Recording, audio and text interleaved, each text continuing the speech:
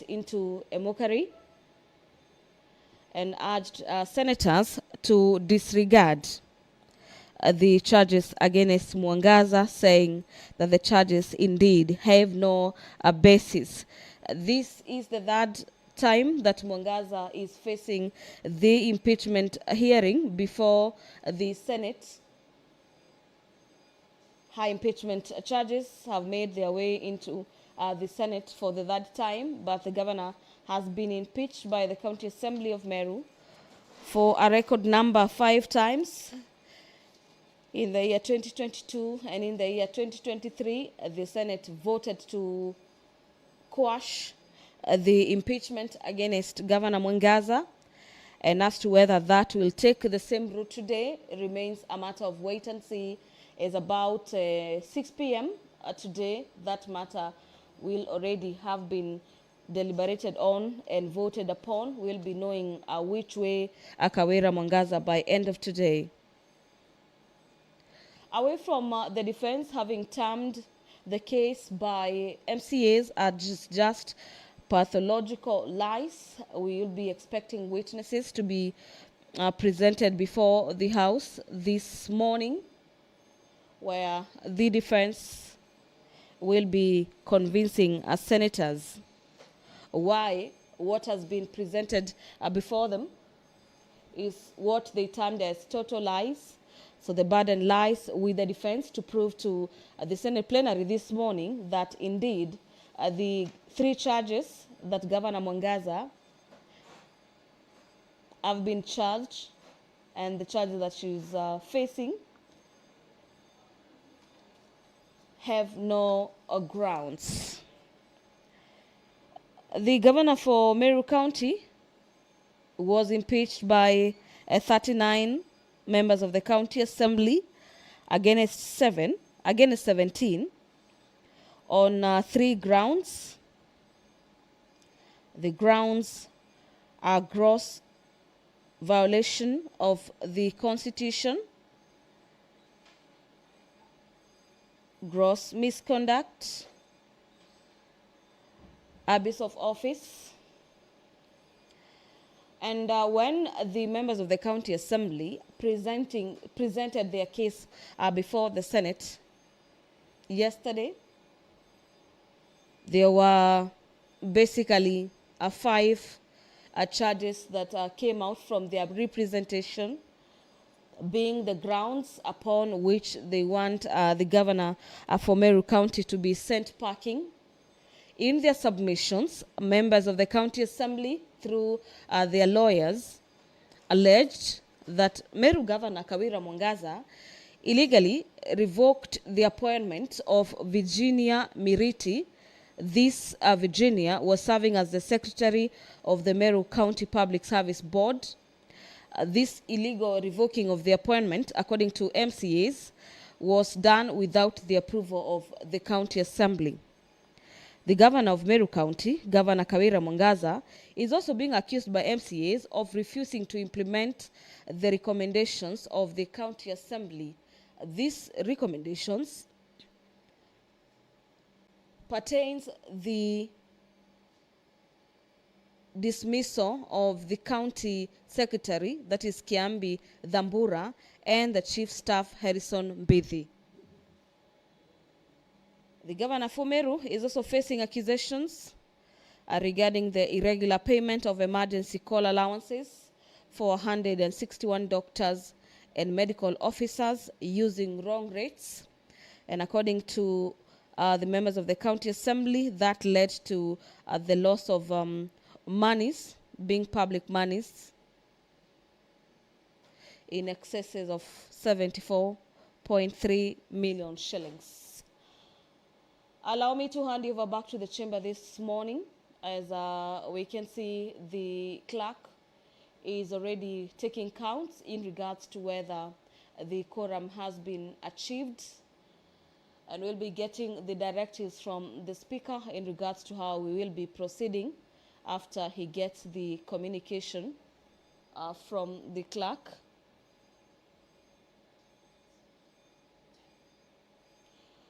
An extra 10 minutes have been added this morning to allow senators to make their way into the chamber, and immediately we get the signal from the chamber that indeed the quorum has been achieved. We will be taking you back to the chamber for the commencement of the final day of the impeachment case facing Governor Kawira Mwangaza, the governor for Meru County. Governor Mwangaza is also facing charges where the members of the County Assembly of Meru, through their council, accuse Governor Mwangaza of having misled the public by falsely claiming that 86 million shillings raised through a pay bill in the murder of Daniel Muthiani. This is a blogger at Meru County. He was popularly known as Sniper, and he lost his life under unclear circumstances. According to the members of the County Assembly, 286 million shillings was the money raised through the pay bill and not the 86 million shillings as had been alleged by the governor. The final issue that comes out from the prosecution side is the illegal dismissal of John Ntoti. This is the county CEO of the Revenue Board, Paul Mwaki, who is the CEO of Liquor Board, and Kenneth Kimathi Mbaye, the managing director of Meru Microfinance Corporation. And the MCAs are saying this particular decision is illegal.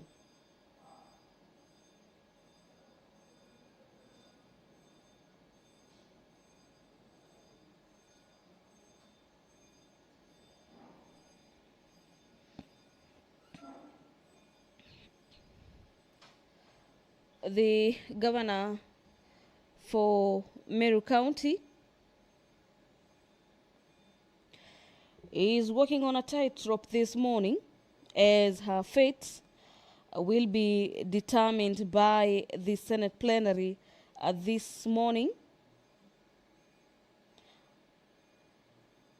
where the impeachment hearing and determinations have already begun, today being the final day.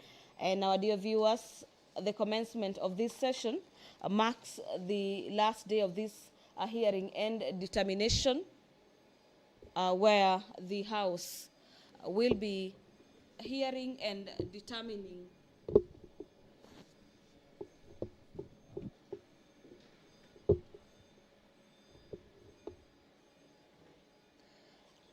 this case facing Mwangaza.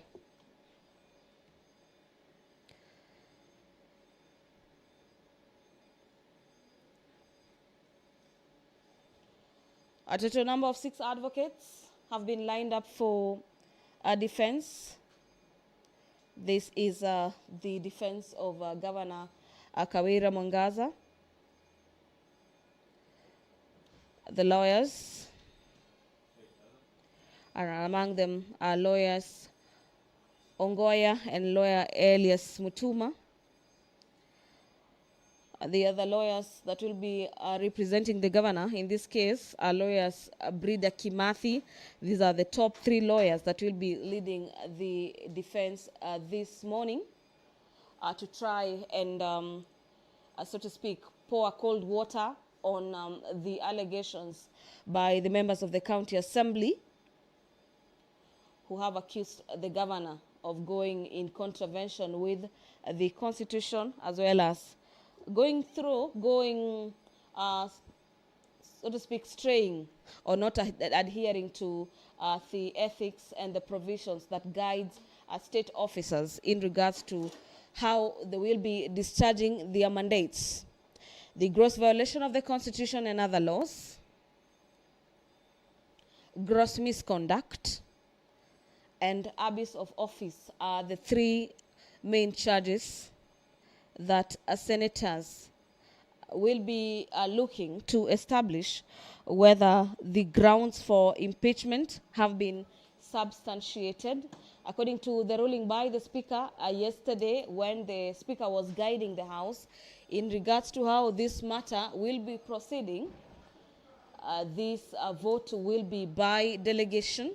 By the end of this day, we'll be expecting our senators to vote on this motion on impeachment. Governor Mwangaza will be needing a total number of 24 senators to save her from the impending impeachment charge leveled against her.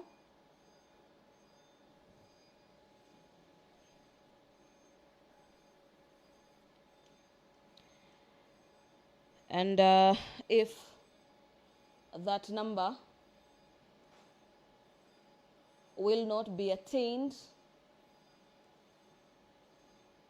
the other way is that the 24 senators will have to vote for a yes or no in this particular impeachment of Meru Governor Kawira Mwangaza.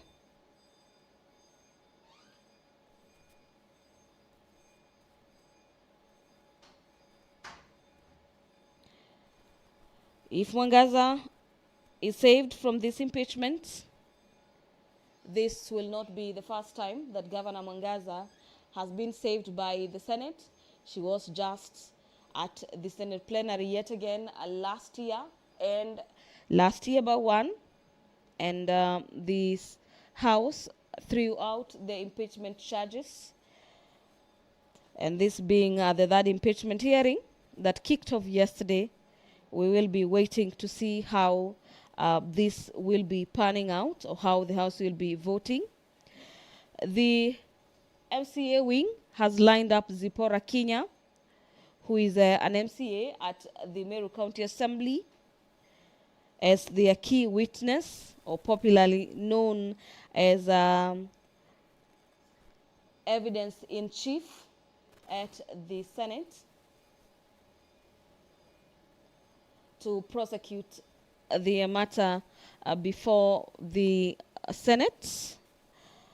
The widow of the fallen blogger, popularly known as Sniper, was yet another witness that appeared before the Senate last night to try and put the weight into this case, among other witnesses. They were also cross-examined by the senators for the better part of last night to get to understand where they're coming from with this particular case.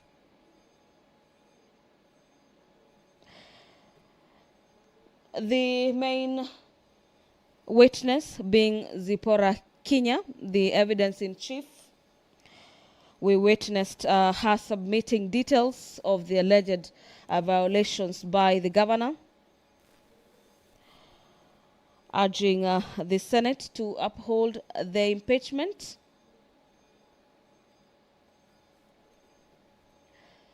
And dear viewers, all eyes being at the Senate this 20th day of August, the year being 2024, the last day of the hearing and impeachment of Meru Governor Kawira Mwangaza.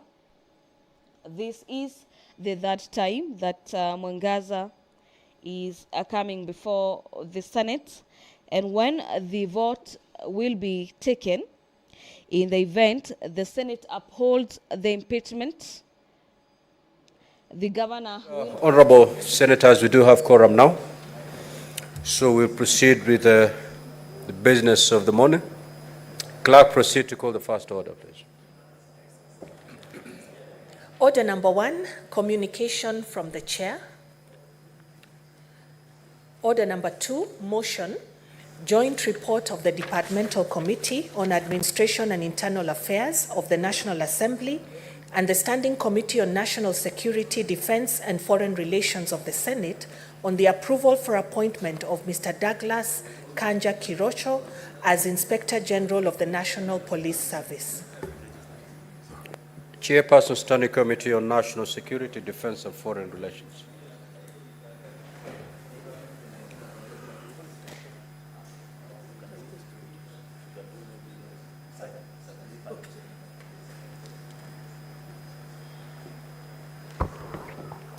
Thank you, Mr. Speaker.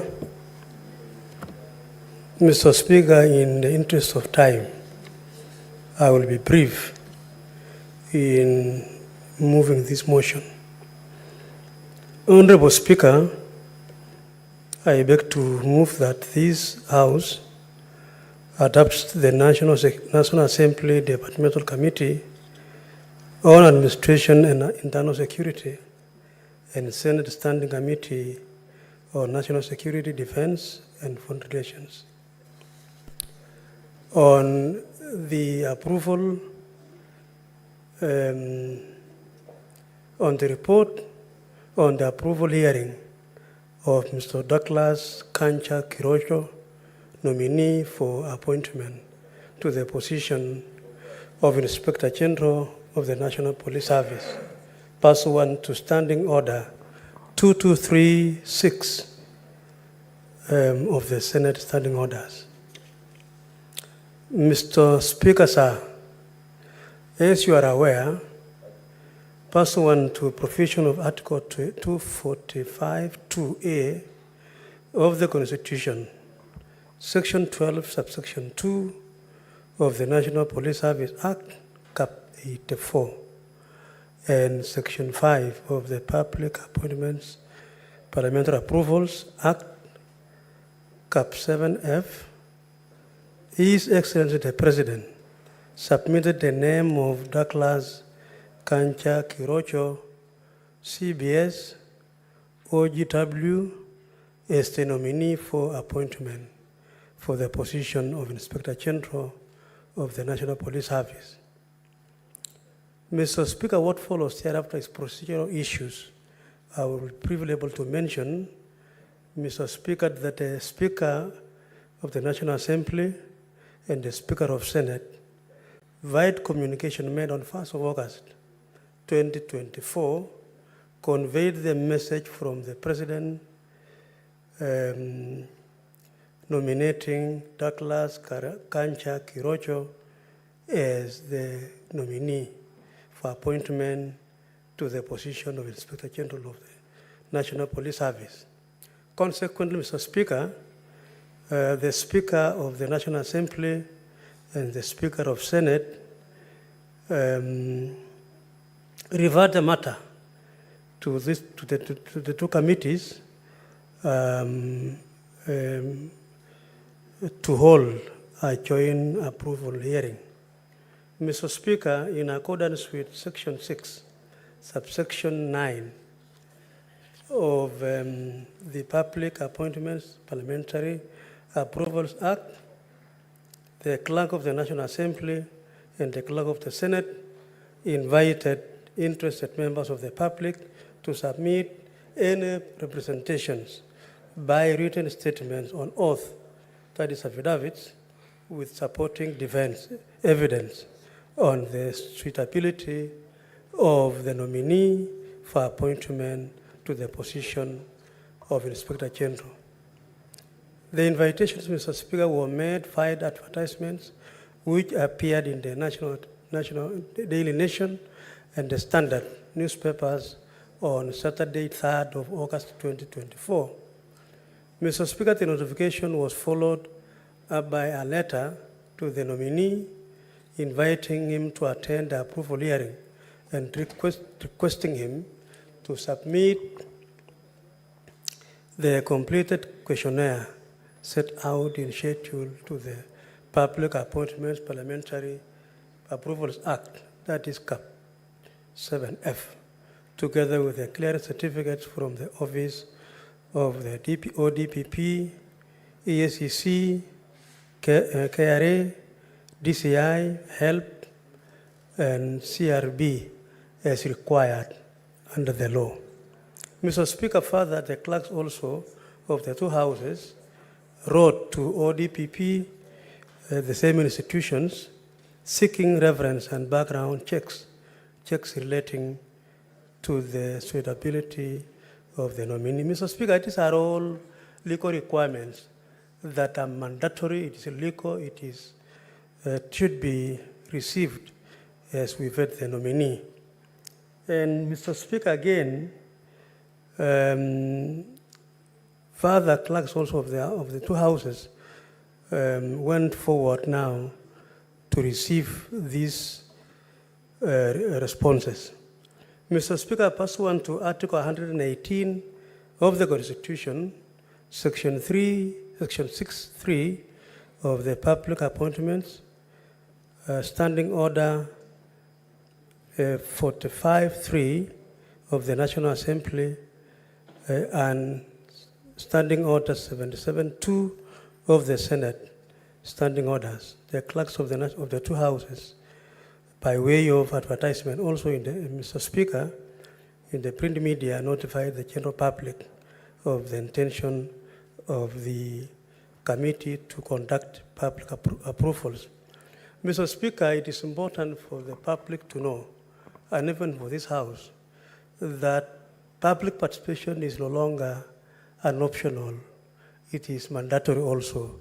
And that is why the Constitution of the Republic and Article 118 comes to play here, so that we also get to know from the public what they think of a nominee, whether CS, whether PS, and even for the case of the IG. Mr. Speaker, the committee conducted approval hearings on 15th of August, that is Thursday. In conducting the approvals hearing, the committee were guided by the provisions of the Constitution, the Public Appointments, Parliamentary Approvals Act, the National Public Service, the National Police Public Service, the National Assembly Standing Orders, and the Senate Standing Orders. So, Mr. Speaker, those are the legal provisions that guided the committee, the joint committee, during the approval hearings. Mr. Speaker, in the interest of time, because, Mr. Speaker, if you look at the report of this joint committee, it is well detailed. Every aspect of what transpired during the approval hearings, Mr. Speaker, are captured very well in this particular report, which is detailed. That is, Mr. Speaker, Chapter 3 of the report, from paragraph 36 all the way. If you want to know what transpired, the responses by the nominee is mindset on the issues that are pertinent in his leadership, if approved, are captured in Chapter 3 of the report. So in the interest of time, I would like just to request my colleagues, as you go through this, refer to Chapter 3, and you will see all what transpired. And I think I will stop at that. So I will, Mr. Speaker, go to committee's observations based on the approval hearings. Mr. Speaker, the committee observed that a total of 30 memorandums were received with regard to the suitability of the nominee. Mr. Speaker, memorandums from the public must fulfill certain requirements. It should be supported by an affidavit and the evidence. And that is something that is mandatory also. So out of the 30, two only fulfilled the requirements of the law. It had an affidavit in support and the evidence, Mr. Speaker. The issues raised in the two memorandums, Mr. Speaker, contesting the suitability of the nominee was sufficiently and satisfactorily addressed by the nominee and do not provide sufficient evidence to warrant the disqualification of the nominee for appointment to the position of IG. Again, Mr. Speaker, the full details of those issues raised by the two Kenyans are also contained. The complaints and the response by the nominee, and also the analysis by the committee as to whether those two complaints really can stop the nominee, the vetting of the nominee Mr. Speaker, the other observation the committee also made is that the nominee fulfilled the provisions of Article 78, Sub-Article 1 and 2 of the Constitution for appointment, since he is a Kenyan citizen and does not hold a dual citizenship. That's a very, very critical point, Mr. Speaker. A person serving as an IG must not hold two citizenship, it should be only one in the country. And Mr. Speaker, that was also fulfilled. Another observation, Mr. Speaker, is that the nominee holds a degree and is required by the provisions of Section 11(1) and of the National Police Service Act for appointment as Inspector General.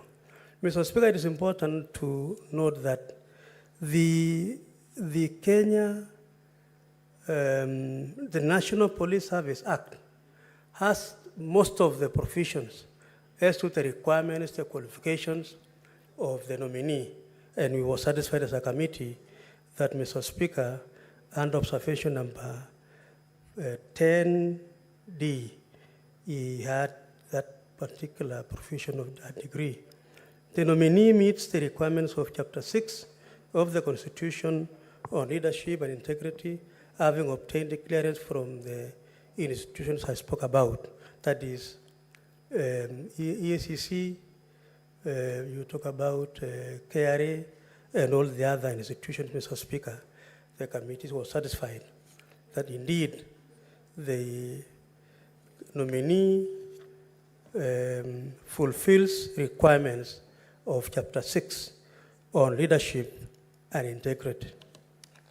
Mr. Speaker, the nominee demonstrated knowledge of topical, administrative, technical issues relating to governance and the requisite abilities, qualifications, experience to serve. Mr. Speaker, I participated in vetting the immediate former IG.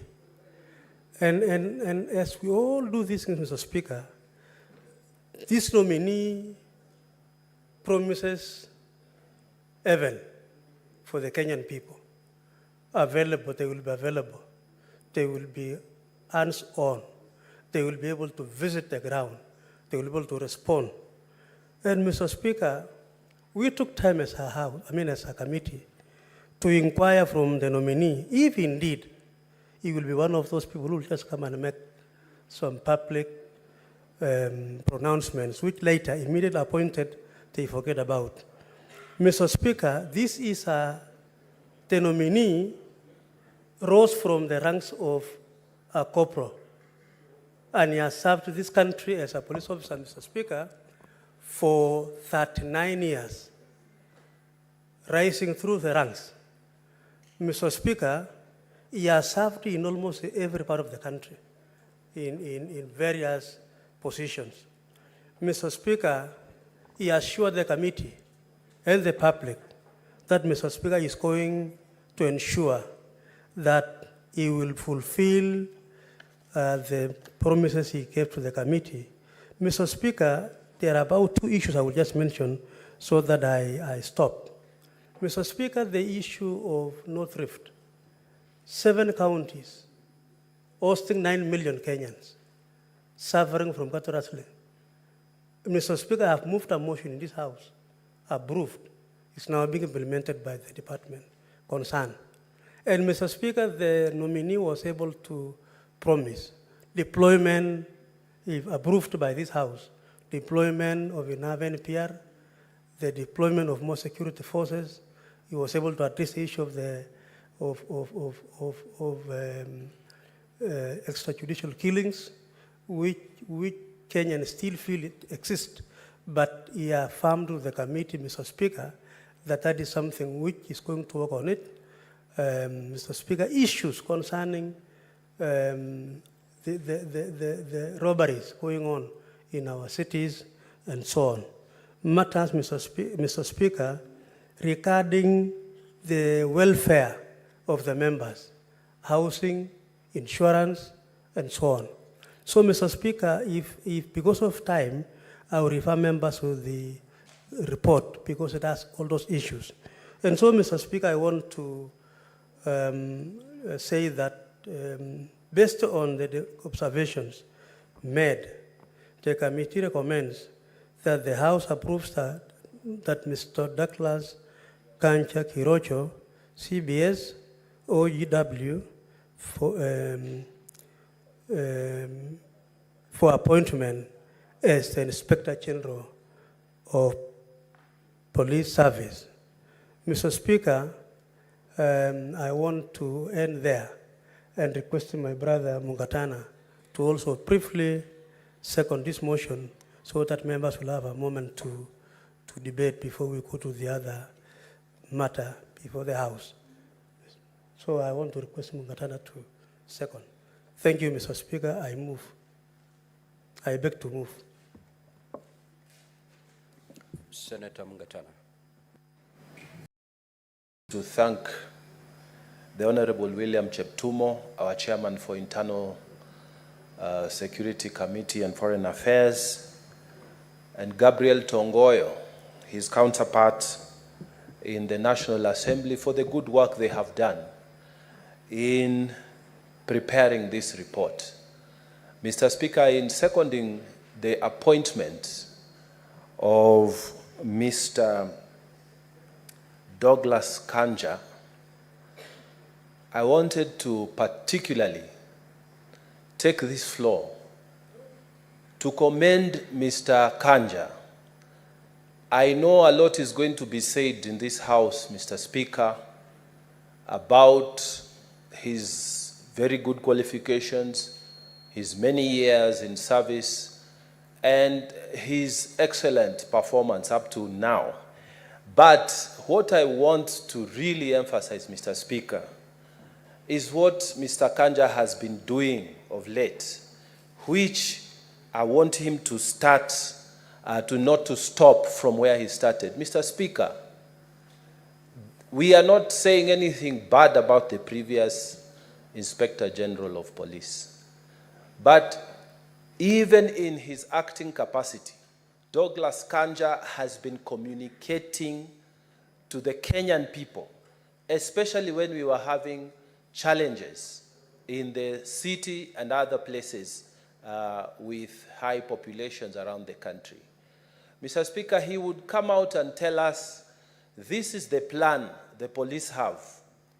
This is what we expect those who want, for example, to express their opinions, where they need to go, what they need to do. This is the way we are going to handle this matter. Mr. Speaker, this is the expectation of the public. And this is the expectation we want the new Inspector General to carry out. We want proper communication. Mr. Speaker, I have sat in this House and spoken about the responsibility of public officers and their responsibility to speak to Kenyans. When we were approving here Dr. Patrick Amoth, I stood here in this House, Mr. Speaker, and I said, we are having issues that need proper communication. We do not want to be told by bloggers what is happening on MPOX. We want the officials of government to speak with authority on these matters. And Mr. Speaker, I was so gratified yesterday when I saw this new Director of Public Health speaking with authority on the question of MPOX. That is not a matter of the PS. That is not a matter of the minister. That is a matter of an official who is technical in the ministry to speak to us with authority so that we are not exposed to the knowledge, half knowledge and quarter knowledge of bloggers, Mr. Speaker, and then they circulate it as the truth. We want the new Inspector General of Police to be addressing that. Mr. Speaker, the minister has his place. The CS has his place. But, Mr. Speaker, we want, when it comes to security matters, the Inspector General of Police must be seen, must be heard, must be felt within the Republic of Kenya. Mr. Speaker, when we see the minister going to Baringo and what, He's a policy man. What we want is the person in charge. What is it that you have done? How many people have you deployed? How much money are you using for the operations? We want people who are holding public offices to speak with the authority of that office so that Kenyans can get the value for money. When there is a gap, Mr. Speaker, we have problems. We have rumors. We have false information. For example, Mr. Speaker, when we had the recent demonstrations that happened, it was the responsibility of the Inspector General of Police to come and say that this is what transpired. The estimated value of property lost is this. We lost some people as police officers, and this is the number that we lost. And the public also, condolences, we lost, and this is the number. You speak with authority and impartially. But Mr. Speaker, we've even had arguments about the number of people that we lost, unfortunately, Mr. Speaker. And we have not been able to be told. When we say our people are involved, we want the police authorities, and we want Mr. Kanja to take this official position without fearing the political, because with us, we will never be satisfied with what we do. There'll be those who will be telling you what you're doing is rubbish, and there'll be those who will be telling you what you're doing is good. But what you need to come out to do is to tell us impartial position. Mr. Speaker, I want to speak about the question of his responsibilities.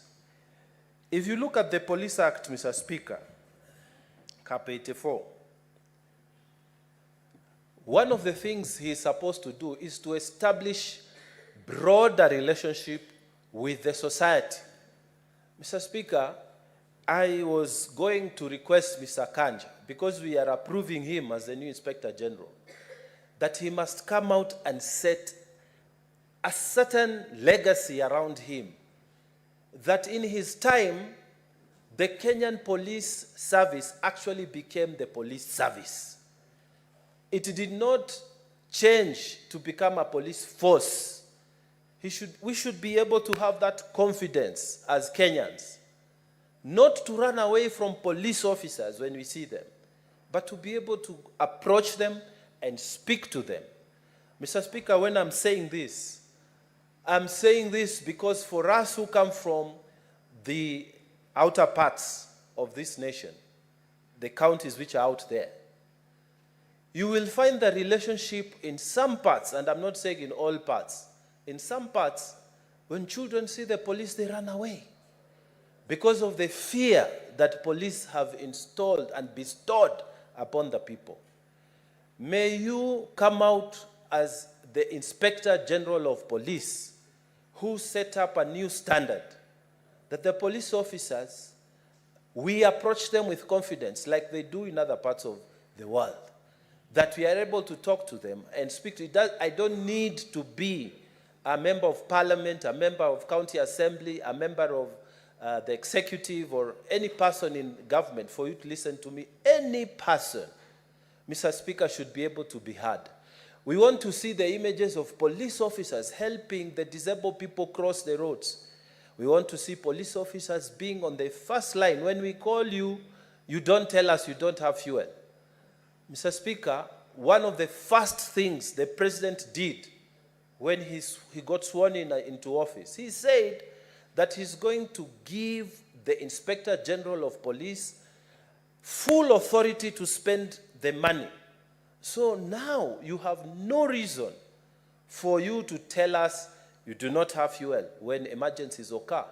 And in particular for counties which are outside towns, because this is where we need a lot of emergency response. Mr. Speaker, as I second this motion, I would like to request that he should not be an Inspector General who stays in Nairobi. We want him to come to these areas where there have been security issues.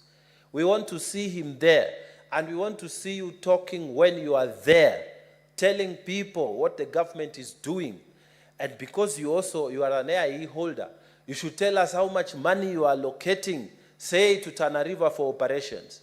How many police stations are you opening in our counties? Especially the ones that have, and I'm not speaking only about my county, Mr. Speaker, I'm speaking across the nation. Tell us how much money you are allocating. What is your strategic plan for operations in these counties? We should not be hearing only of the police when we have seen people die, or when there are accidents, when there are attacks. Come out and tell us, this is the plan, this is how we are executing. You should be part and parcel of our lives, because security is our life also. Security is part and parcel of our life. You should be coming to the televisions, to the radios, to the whatever, speaking to us of your plans, so that we don't wait for things to happen. That's when we see you. We want you to tell us in advance that I will be coming to Tana River County, and this is the plan. We have this number of police stations. This is what we are doing, so that we walk with you. Mr. Speaker, I really want to commend to this Senate and even effectively the Republic of Kenya, this new officer who has served for so many years, 39 years, with distinction. So we ask that we support him, and I beg to second this motion. Thank you, Mr. Speaker.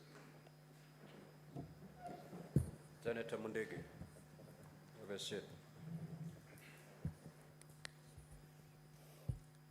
Honorable senators will now proceed to propose the question.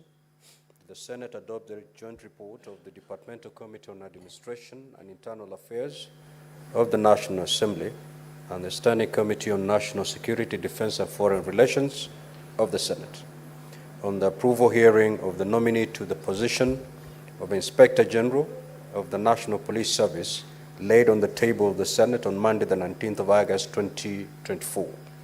And pursuant to Article 245, 2A of the Constitution, Section 12 of the National Police Service Act, Section 8 of the Public Appointments Parliamentary Approval Act, and Standing Order 77 of the Senate approves the nomination of Mr. Douglas Kanja Kirocho for appointment to the position of Inspector General of the National Police Service.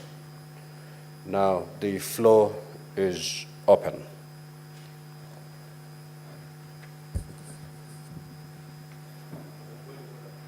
Yes, proceed. Mr. Speaker, in accordance to Standing Order number 111, rise to, and this is after consultation with the leader of minority. Mr. Speaker, you understand the kind of schedule we have today. We have an impeachment hearing. Yesterday we left here at midnight, and with the Assembly only having presented their side. Today we have the defense, and they have quite some work. So we consulted with the leader of minority. I rise with, in accordance to Standing Order number 111 on limitation of debate. We consulted with the leader of a minority and have agreed that let us have 4 representatives from each side speaking for 5 minutes, and we close debate in the interest of the very agenda that is ahead of us. Therefore, that's a request I'd wish to make. I request the leader of minority to second. Minority Leader, can you confirm that that is the position? Yes, I do. Very well. So we will take 5 from each side, each speaking for 5 minutes. Senator Wambua Kiyo.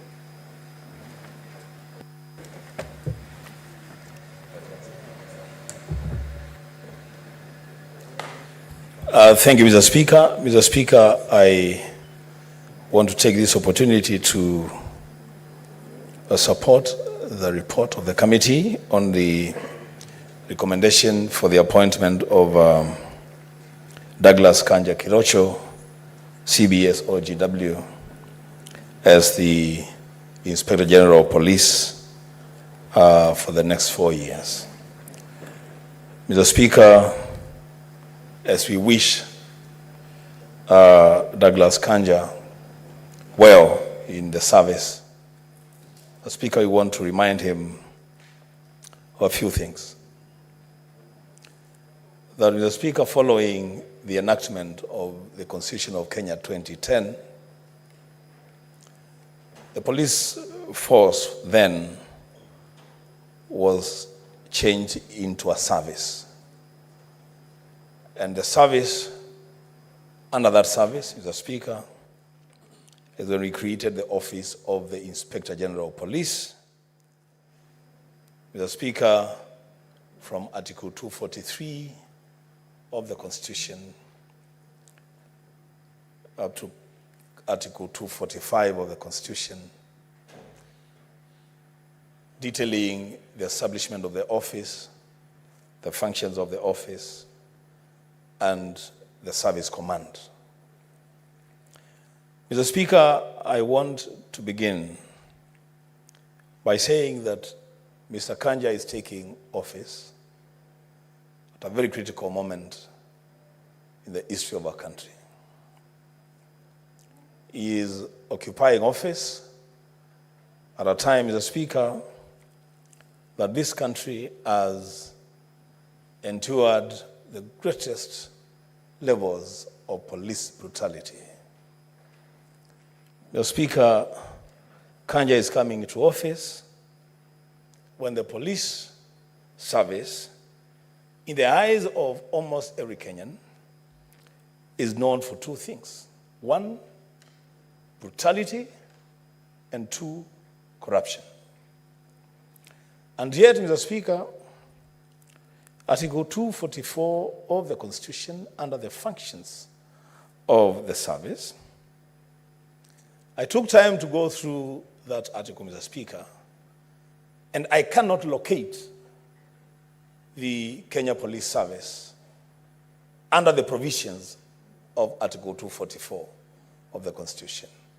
Why, Mr. Speaker? Because that article says that the service is supposed to uphold the highest standards of professionalism. Mr. Speaker, that is wanting in the service. It says that the service is supposed to prevent corruption and act transparently and pursue accountability. I cannot locate that in the service. It says that the service is supposed to protect human rights and fundamental freedoms. The Speaker, that is lacking in the service. It says that the service should promote relationship with the broader society. That also is lacking in the service. Mr. Speaker, I have listened to Senator Mugatana seconding the motion, and he spoke from my mouth that, Mr. Speaker, a time has come that perhaps the head of the police service must work extra hours, extra time, with greater dedication to change the face of the police service so that a person in dire need, a person who needs help, and they see a police officer on the streets, they run to the officer because the officer will provide help at the time of need. As we speak today, Mr. Speaker, if you are lost in the streets of Nairobi and you see a police officer, it will be very difficult to approach them for help, because probably what may happen is that they may mislead you or even arrest you. Mr. Speaker, and they might even charge you, threaten to charge you with loitering with bad intent. Mr. Speaker, this service must be reclaimed. The glory of this service must be reclaimed. The Speaker, the IG...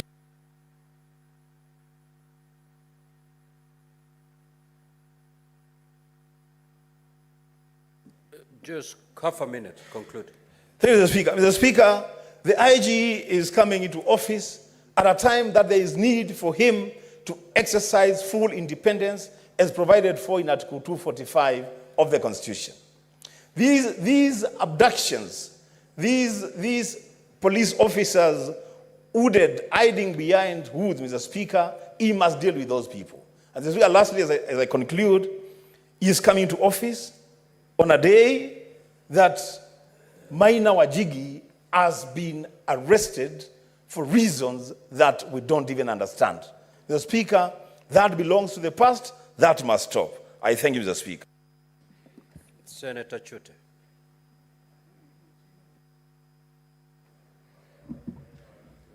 Thank you, Honorable Speaker. Let me also take this opportunity to raise to support this motion. Honorable Speaker, allow me to thank the committees, both committees of the two houses and the chairs, my friend Chair Cheptumo and Chair Tongoyo. Honorable Speaker, our nominee, IG, Douglas Kanja Kirochi, has done a very good job for this country for the last 39 years. He started with a police constable, as a police constable, and he rose through ranks of, from a corporal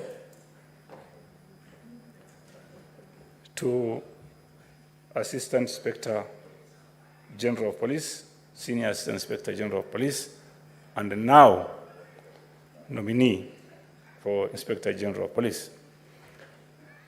Honorable Speaker, I want to also take this opportunity to congratulate the nominee.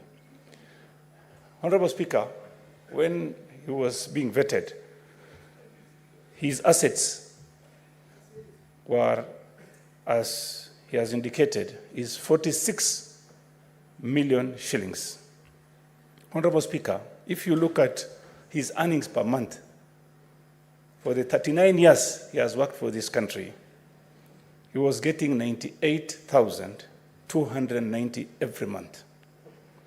Honorable Speaker, if you've had other CSS being vetted, some of the CSS, the 2 years they've worked in this government, were earning, or if you look at the asset, were 8,333,000 every month. Honorable Speaker, looking at 39 years of service as a police officer, starting with the rank of a police constable, and he got an asset of 46 million. That is really commendable. Honorable Speaker, having said that, some people are talking about police officers being cruel. I think the problem we have in this country is the police officers are being underpaid. Honorable Speaker, what I would want to ask Mr. Kanja to do immediately is confirmed. First of all, he must look at the police housing. Honorable Speaker, if you go to Industrial Area Police Station today, Honorable Speaker, the way these police officers live is, I'll tell you today, they are not living like human beings. How do you expect a police officer to work the whole day and going back to those kind of houses? That is terrible. I wanted, if possible, Honorable Speaker, I went to Ileret, my county, one time, and I visited police post and police station. And the way they live, those houses were built in 1950s. And I would want Kanja to visit Ileret and to let him see how people live in Ileret and many police stations. Honorable Speaker, the other issue I want to raise with Kanja, if he is approved, is the issue of Koreans, missionaries, 2 Korean missionaries who were abducted last week. He must visit Moyale. They were abducted in Oda, Moyale. I want him to visit there and see how he can solve that problem. The other issue I wanted to raise, Honorable Speaker, is the issue on the Ethiopia-Kenya border. We have incursions from Ethiopian military regularly into Ethiopia, into Kenya, mainly around Anona, Elebor, and around Sololo areas. Honorable Speaker, our people have suffered. There are IDPs in Sololo as we speak because of the issues we have from the Ethiopian military. The other issue is the issue of NPR. I want Kanja to visit Marsabit, to visit Samburu, visit Garissa, Mandera, Turkana, and Pokot to address the issue of NPRs. We have a lot of shortages on that side. Finally, Honorable Speaker, there are barriers on this road. From Moyale to Isiolo, we have got 18 police barriers. I want Honorable Kanja to address the issue of all these barriers. What are these barriers for? Why do we keep police barriers? They can do patrols. Why do you keep barriers on the roads? And these are all toll stations. Senator Crystal Asige.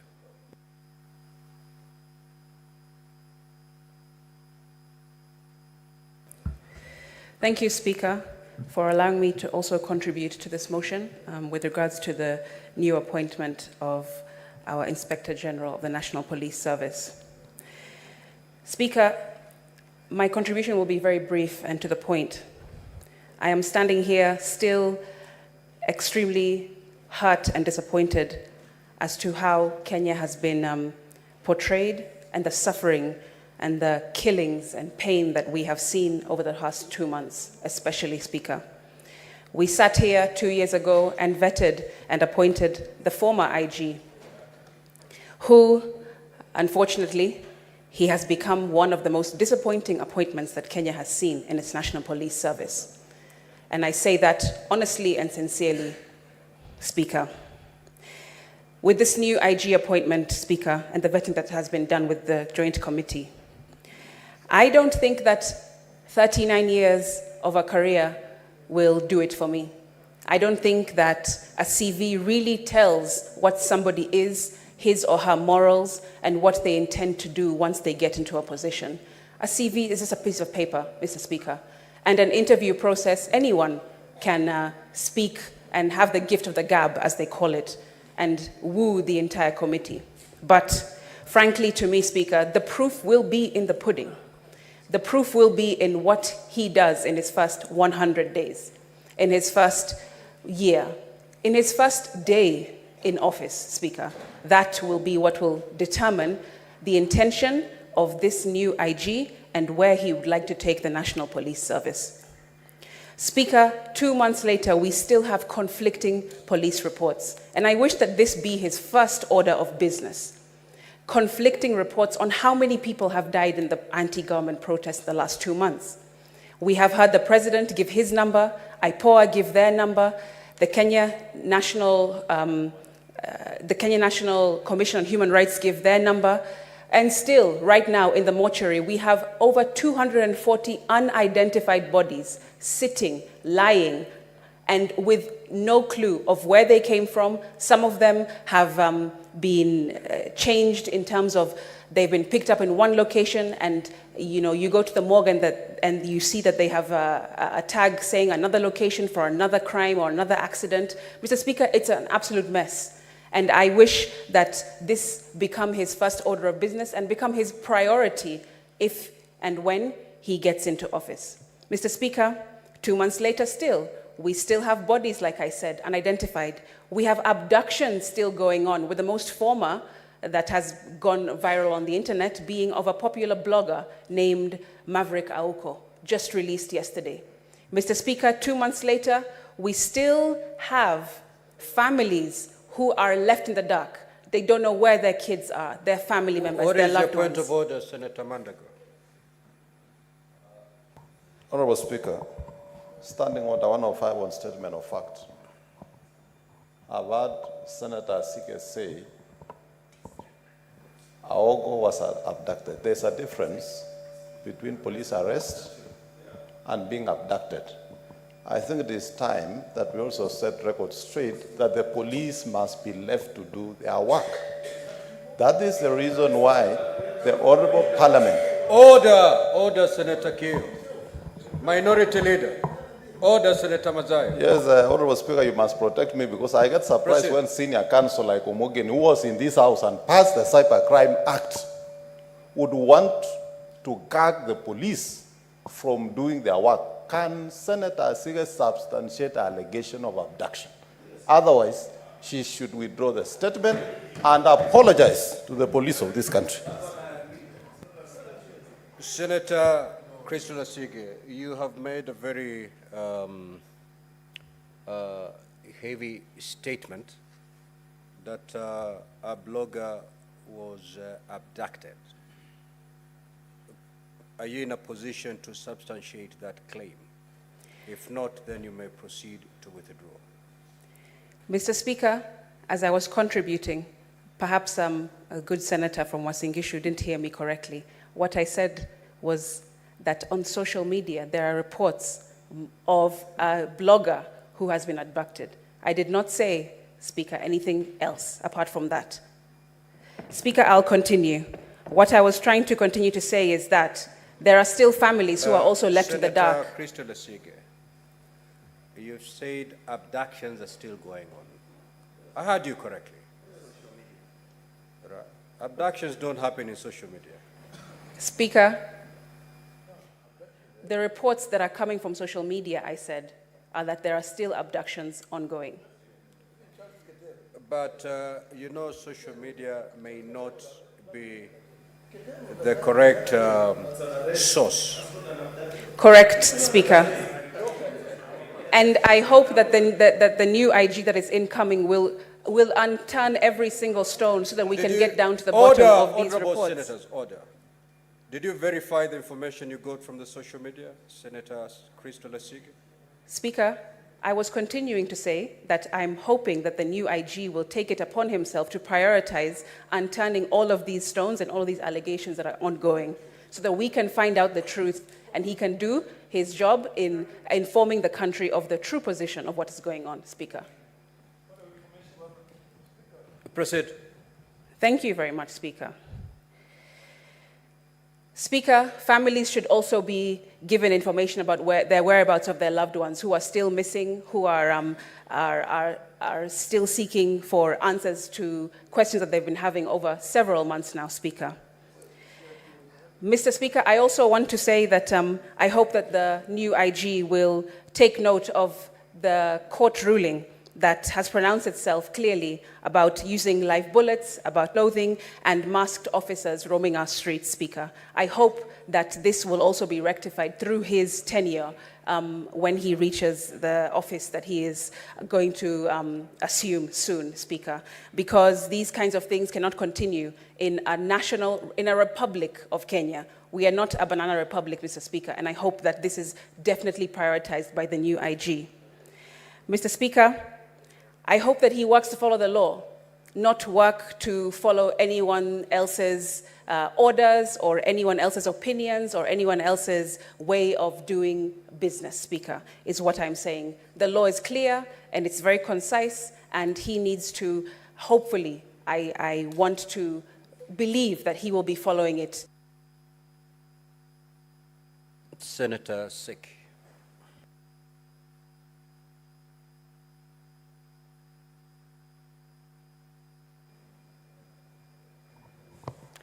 Thank you, Honorable Speaker.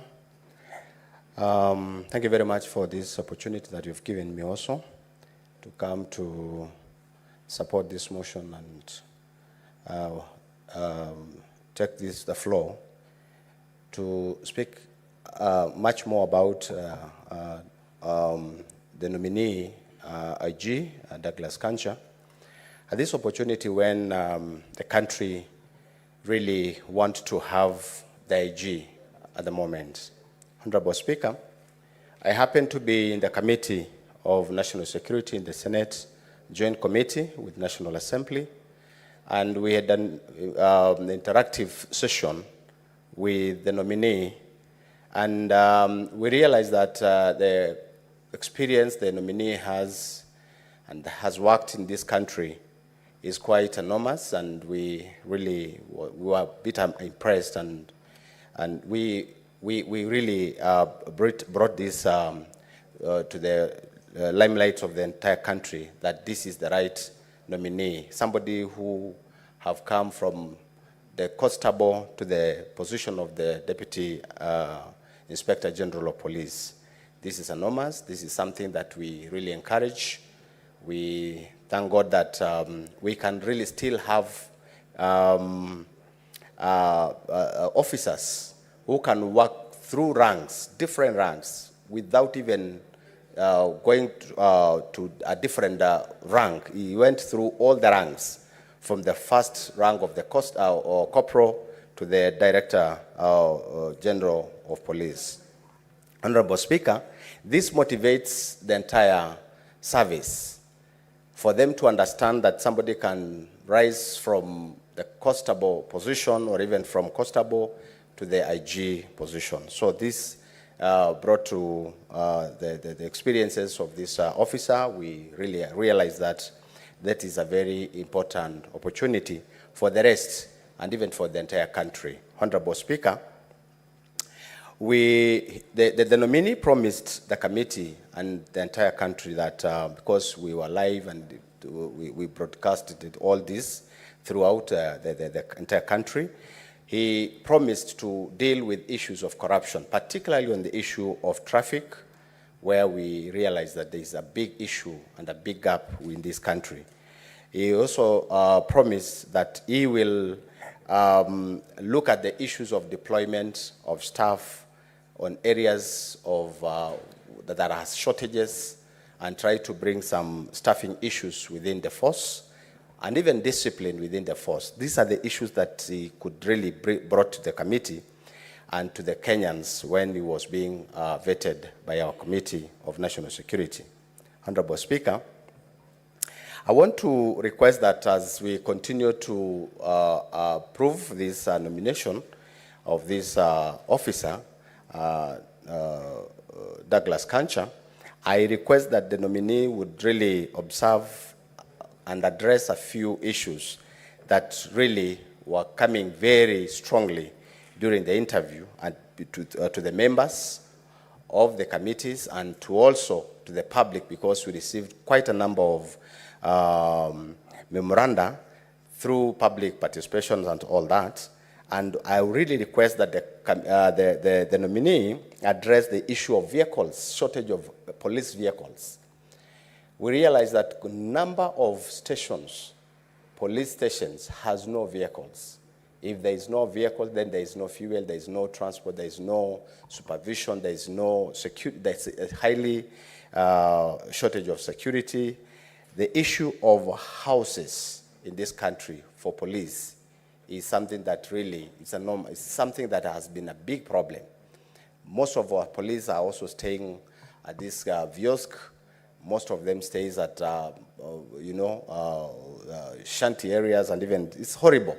It's a horrible situation for the police police service.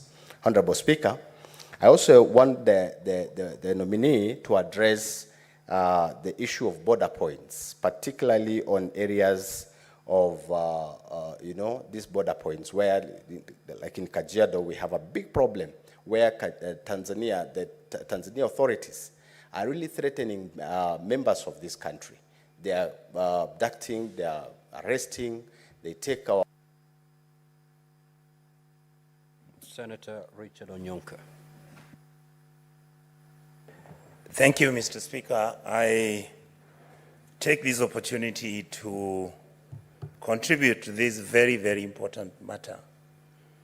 Mr. Speaker, the selection, nomination, maybe appointment of the Inspector General of Police is one of the major positions that in our country is highly regarded and respected. Mr. Speaker, the feeling I have is that in our republic, even when as a country we have done exceptionally well when it came to performing internationally. And Mr. Speaker, because of the institutional memory, many of my friends here may not know that or remember that Kenya is actually the country that provided security teams from the Kenyan Police Service to go to Namibia to set up their police system after their independence. Kenya did the same in Zimbabwe. Kenya did the same in Rwanda. And right now, Kenya is in Haiti. Internationally, we've kept a highly respectful kind of engagement, and people have known us as a country that believes in the rule of law and a country that has performed quite reasonably well when it came. I have observed, and I happen to be very lucky because I've been around for quite a while. The police service that we have right now is actually dysfunctional. One of the issues that I would like to raise, and my colleagues and friends here have raised this issue, Mr. Speaker, is that you can't have a police officer who stays in a mud hut with him and his colleagues, even sharing rooms with their wives. We can't have a police service, Mr. Speaker, where a police officer sometimes is transferred unilaterally because he has annoyed some big person somewhere where their rights are violated. We can't have a police service where I keep talking about their salary for obvious reasons, because I would spend most probably a whole day discussing how we have mistreated our police service. And yet, indeed, because of this dysfunctionality, Mr. Speaker, the police service, the Kenyan police service, has failed us miserably. The recent events that you saw happen, my colleagues have talked about unilateral arrests. Mr. Speaker, if you look at it right now, a gentleman called Jimmy Wanjigi was arrested. His house was demolished. And these are issues that I would like to seek in this house and to my brothers. I remember when Cherargei was being arrested some 3 years ago, and he was screaming, saying, oh my God, Mr. Speaker, what is going to happen to me? These people came at 5 o'clock in the morning. Mr. Speaker, at that time when Cherargei was speaking, Senator Cherargei was speaking and crying, I thought he had lost his mind. Mr. Speaker, I would like to encourage Mr. Kanja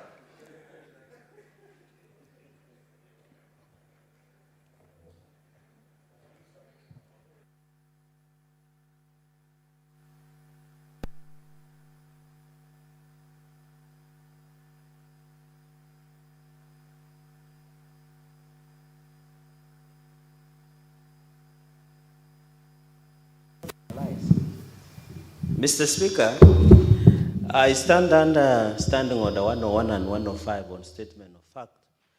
Mr. Speaker, is it in order to go on the answer of this House that I was yelling and crying?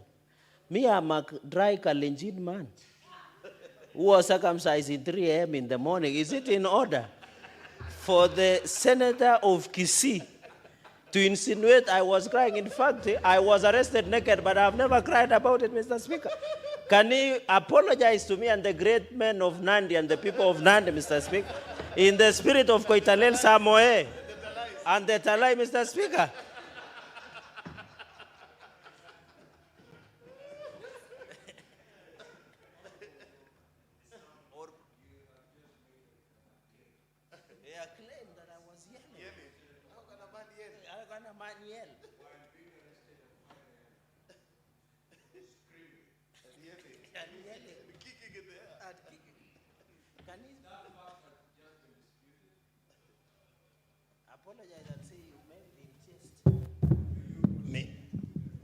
Mr. Speaker, I literally saw Honorable Senator Cherargei wailing, asking for his gods to excuse him.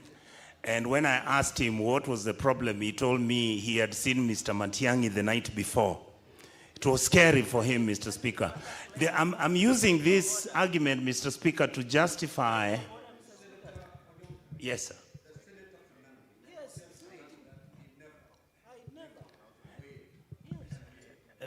Mr. Speaker, could you allow me to look for...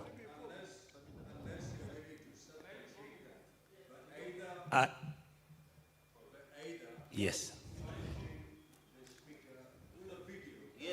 I promise to deliver the video, sir, because I wouldn't wish. Mr. Speaker, Honorable Okongo Mogeni would like. I have not given the permission. So upon our return, because we'll proceed on recess today. Yes. At the adjournment of this House, we proceed on recess.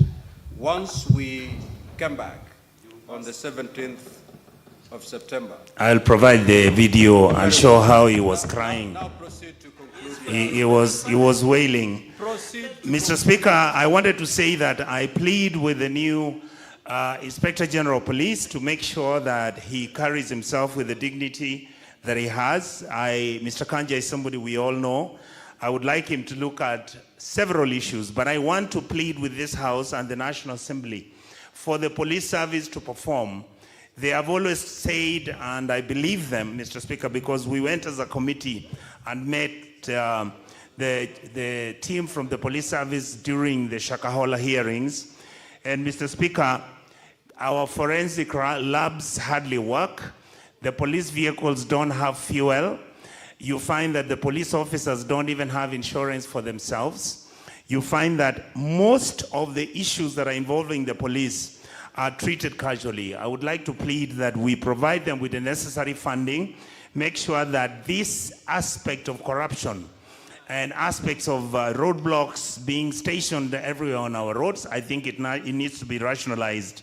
And to finish, Mr. Speaker, I would like to say that I hope that Mr. Kanja will do an excellent job, make sure that this House interfaces with him, because we are the ones who will be oversighting him. I believe that he is a man who's capable of understanding that he must be seen to offer justice, he must be seen to be fair, and he must be seen to be a person who's willing to make Kenya a better place than he found it. Other than that, Mr. Speaker, I'd like to say that I honestly do feel that Mr. Kanja will be able to manage this office, and I hope that my colleagues in this House will be open enough for us to make sure that we begin to change our systems which are failing. Our children who are killed, we don't have the data. That has already been mentioned, Mr. Speaker. So I would like to say that some things we need closure, some things we need to be honest with ourselves, because if you don't have justice, you cannot have peace. Thank you, Mr. Speaker, with those very few remarks. Senator Kenyu.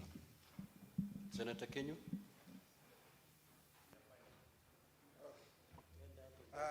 Asante sana Bwana Spika kwa kunipa fursa hii. Bwana Spika, kuanzia mwanzo nataka kumpongeza Douglas Kanja kwa kuteuliwa kuwa jenerali mkuu wa polisi.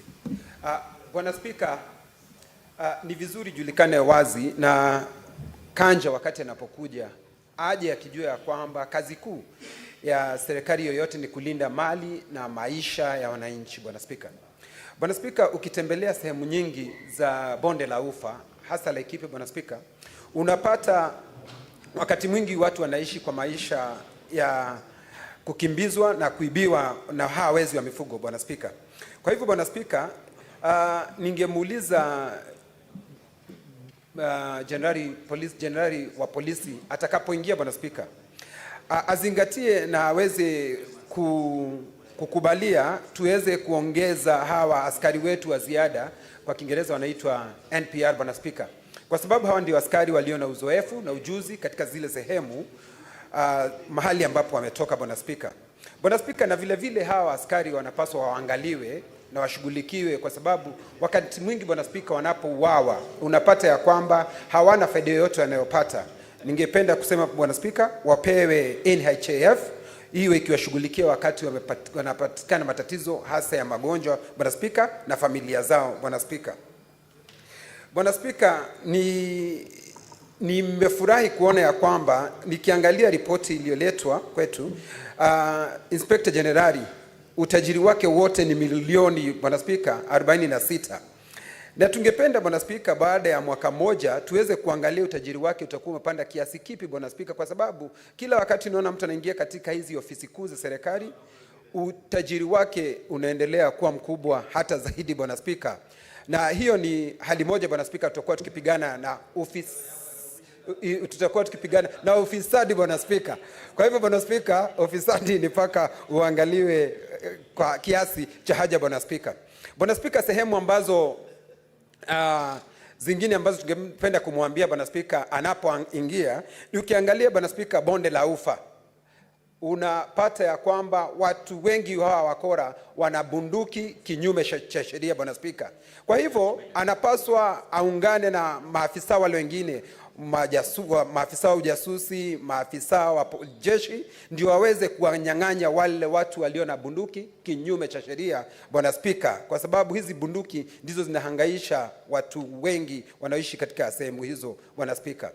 Bwana Spika, Laikipia ukitembea kama pahali kunaitwa Ormora, uende mahali kunaitwa Angwashe, mahali kunaitwa Miteta, Bwana Spika, tuna shida hii ya usalama, hata mahali kunaitwa Yedhi, Bwana Spika. Kwa hivyo ninafahamu na ninajua kwamba kwa sababu huyu afisa ni mtu aliyebombea katika kazi yake, Bwana Spika, nikiangalia ameanza kufanya hii kazi ya usalama kwa muda mrefu, Bwana Spika, ninajua ataweza kuifanya kwa ujasiri na bila kuogopa chochote. Bwana Spika, jambo lingine ambalo ningependa kusema ni ya kwamba kwa sababu nchi hii yetu wakati mwingine tunakumbwa na magaidi, Bwana Spika, na kwa sababu yeye mwenyewe anaonekana aliongoza katika ile operationi ya fagia boni, Bwana Spika, ninajua yeye ataweza kusaidia hata zaidi, Bwana Spika. Bwana Spika, tumekuwa na shida ya pombe katika sehemu nyingi katika nchi ya Kenya, Bwana Spika, na watu wanakisia kwamba unapata maafisa wengine wa polisi, Bwana Spika, wao wenyewe wana mabaa na wanaendeleza ile mambo ya kuuza pombe, Bwana Spika. Kwa hivyo hiyo mambo ya mgongano wa kirasilimali, Bwana Spika, anapaswa aishughulikie, Bwana Spika. Kwa mambo, Bwana Spika, ya maandamano yaliyokuwa yakifanyika katika nchi ya Kenya, sisi tulitoa mwongozo hapa, Bwana Spika, na tukapitisha vile ambavyo serikali inapaswa kufanya, Bwana Spika. Kwa hivyo hatuna haja tujisumbue kumuuliza huyu afisa, anapaswa afuate yale mambo ambayo sisi tulielekeza katika jumba hili. Tukasema ya kwamba wale ambao waliuawa, Bwana Spika, wanapaswa kufidiwa na serikali, Bwana Spika. Tukasema wale walioko katika hospitali, Bwana Spika, wanapaswa kufidiwa na serikali. Kwa hivyo mimi ningependa kusema ya kwamba nampongeza huyu afisa, na kwa sababu ni mtu aliye na uzoefu, tukiangalia katika historia yake ni mtu aliye na uzoefu, sina shaka mimi namtakia kila raheli katika jukumu hili mpya alilopewa, Bwana Spika, la kuongoza askari wetu, na tunajua ya kwamba baada ya muda aliyopewa tutaona kazi atakayokuwa ameifanya, Bwana Spika. Nashukuru na nasema asante. Senator Catherine Muma.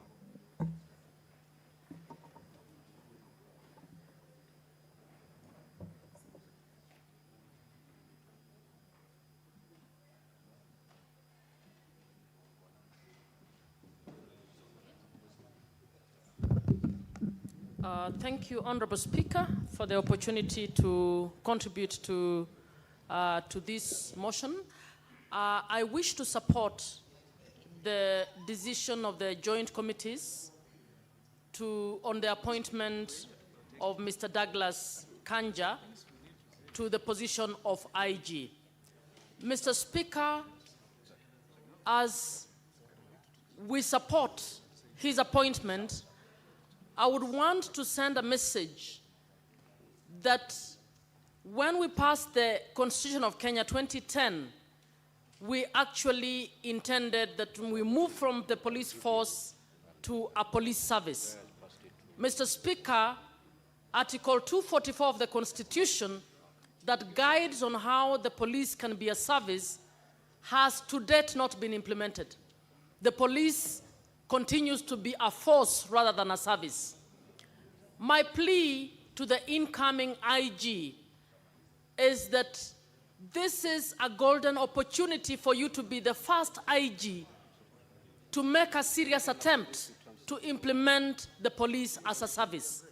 And I believe if you implement the police as a service, this will benefit everybody in the country. It will benefit communities, it will benefit families, it will benefit the government, and we will be a better off community. Mr. Speaker, I would want to speak to a few particular issues that I think the IG must pay attention to. Mr. Speaker, we have so many cases of lost children in this country. Every so often you hear this child is being looked for, this child has disappeared, this child has died. I want to ask that the police invest more time in trying to deal with child trafficking in this country so that we deal with that menace. Mr. Speaker, I also want to request that the IG collaborate better with other departments. The information from the Kenya Health Information System indicates that between 2016 and 2023, we had over nearly 200,000 10 to 14-year-olds girls who were made pregnant. This information was picked from health facilities. Mr. Speaker, all of those are defilements. Do we have a similar number of prosecutions in our courts? No, we don't have it, because these cases are not prosecuted, are not followed, because the provincial administration from sub-chiefs and the others, including the police, actually get into negotiations instead of prosecuting these cases. We are asking that for the protection of girls and boys in this country, because the defilement is also happening to the boys, that the IG will spend a lot more time and put in place mechanisms to ensure that our children, especially the girls, are protected from sexual violence in this country. Mr. Speaker, we have had quite a number of deaths in our universities. We've had brutal deaths that happen where people are murdered, especially girls. We are asking that he also looks at that. And finally, Mr. Speaker, I'd like to speak to the new issue where police are covering their faces, using cars without number plates, hiding their identity. Mr. Speaker, why would police mimic terrorists? How would I know that this is a police officer when the police officer is behaving like a terrorist, like a robber? We need the IG to immediately stop the new practice in the police where they are mimicking terrorists and terrorizing the society in the manner in which they are carrying out, particularly when they want to arrest the persons who have made political speeches. Recently, my former colleague, Khalef Khalifa, former commissioner, was arrested by people who were hooded. And when he tried to get to ask for his rights, they actually then... Senator Muma, your time is up. Just wind up. Thank you, Mr. Speaker. Thank you. Senator Wamatinga. Thank you very much, Mr. Speaker, sir. Let me kick off by thanking the both combined committee of the Senate and the Parliament for the approval of IG nominee Kanja. Mr. Speaker, sir, I have the privilege of knowing Kanja since I was a young boy, and I know his commitment, his dedication, his journey in the police force has been quite long. Indeed, 39 years of experience, Mr. Speaker. Having worked in all terrains in this country, having served in different challenges, indeed, he has what it takes to take the police force to the next level. Mr. Speaker, sir, we know we've come from an age where we've been confronted by a new challenge of the Gen Zs. This is a tribalist approach to doing things. This is a generation that is leveraging the technology to have their things done. Mr. Speaker, sir, my prayer to the nominee is that he equally leverages technology, he uses IT to advance, to promote, and most importantly, to ensure that the safety and the security of Kenyans is guaranteed. Mr. Speaker, sir, We came some times back with the initiative of the Nyumba Kumi. This was a noble concept that has not taken deep root because it has lacked support from the structural and the structured forces. Mr. Speaker, sir, my request to the new IG is to leverage the Nyumba Kumi initiative, ensure that they are given adequate technology in line with the community frontiers, so that we can be able not only to capture data, but also to timely, effectively report occurrences in any part of this country. Mr. Speaker, sir, being a people-centric approach in offering police services would require that we Kenyan citizens also change our approach in the way we do things. It is a high time, Mr. Speaker, sir, we stop looking at police forces as our adversaries, but look at them as our partners so that we can be able to promote the well-being of each one of us. Mr. Speaker, sir, most of the activities, if not all the activities, criminal or otherwise, are conducted among the citizens. It is our sons, it is our daughters, it is our fathers and our mothers who commit these crimes. Mr. Speaker, sir, having lived for over 20 years in a country, in a European country, I saw that people do take a very active role in reporting incidences to the police. Indeed, if we were to do this, Mr. Speaker, then we would also promote the welfare of not only the police, but the welfare and the security of every Kenyan. Mr. Speaker, sir, it is also important we recall the slogan of the police, utumishi kwa wote. However, Mr. Speaker, we as the registratures, we must also enhance the budget that is allocated to the police services, as has been mentioned by my colleagues, so that we ensure they have decent houses, they have adequate equipment, but most importantly, Mr. Speaker, that the excuse they always get of not having fuel, not being well motorized, not being well equipped, comes to an end. This, Mr. Speaker, sir, can only be done if we are very deliberate in ensuring that the budgetary allocation to the police forces and to all the discipline forces matches the demand and the technology that is required in the present age. Mr. Speaker, sir, the Kenyan police performance in Haiti, as much as it was talked ill about, we are very, very proud because they've been able to bring some sanity. Mr. Speaker, sir, it is this dedication, the utumishi kwa wote dedication, that makes Kenyan police, that makes Kenyan people shine. Mr. Speaker, sir, as I wind up, I would want to say Mr. Kanja has what it takes to take this country to the next level, but most importantly, I urge my colleagues to be very supportive in terms of being deliberate in the county level and in the national level by allocating adequate resources so that the police can be able to deliver and most importantly get adequate resources in terms of their facilities, housing and otherwise, that they can also work in human conditions. Mr. Speaker, sir, in a generation that is getting ever younger, it is the high time that we look at leveraging the technology. Thank you. Senator Mogeni. Thank you, Mr. Speaker.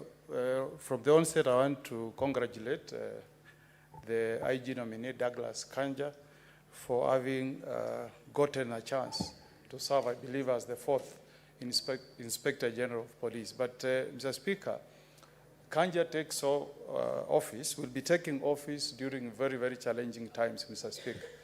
I want to state here that his first responsibility, Mr. Speaker, should be to ensure that the police respect the provisions of Article 244 of the Constitution. We need to restore public confidence on our police being a police service and not a terrorist unit.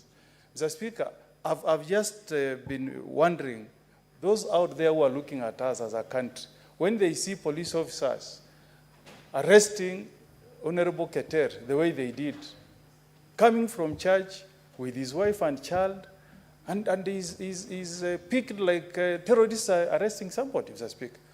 How does the international community look at us, Mr. Speaker, when we raid the house of a former presidential candidate, Maina Wanjigi?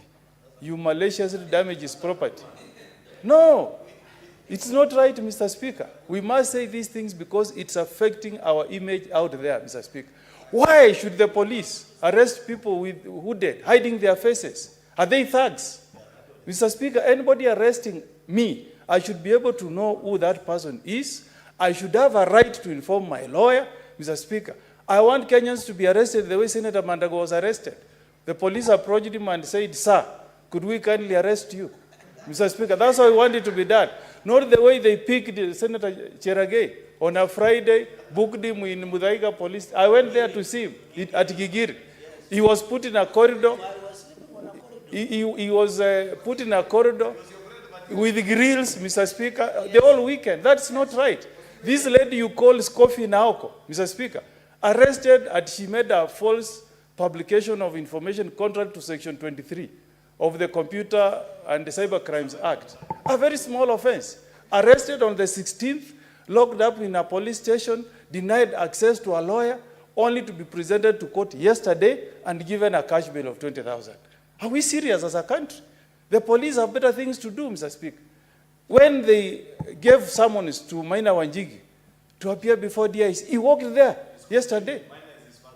He walked there yesterday, Mr. Speaker. That's how we should be proud as a nation. Then we can say we have a police service, Mr. Speaker. I am the one who defended Honorable Keter. He was arrested. The ESCC published his name on the run to elections and said, this is the big fish that we got. I did that case for him in Naivasha. He was acquitted. But before he was acquitted, he was in police detention for 2 nights before he was charged in Naivasha, Mr. Speaker. We don't want this kind of the police being used to do malicious prosecution. And I'm sure even Senator Cherargei, in the fullness of time, he will be a free citizen, Mr. Speaker. So we want, Mr. Speaker, our police service to fight crime. Look at the corruption. Senator Cheruiyot, every weekend I drive from Nairobi to Nyamira. On the road, the police officers have put up toll stations, collecting money from Kenyans who are honestly trying to make a living from doing matatu business. It's not right, Mr. Speaker. And the Kenyans, when they enacted this constitution, they put it in Article 244 that the police should prevent corruption, Mr. Speaker.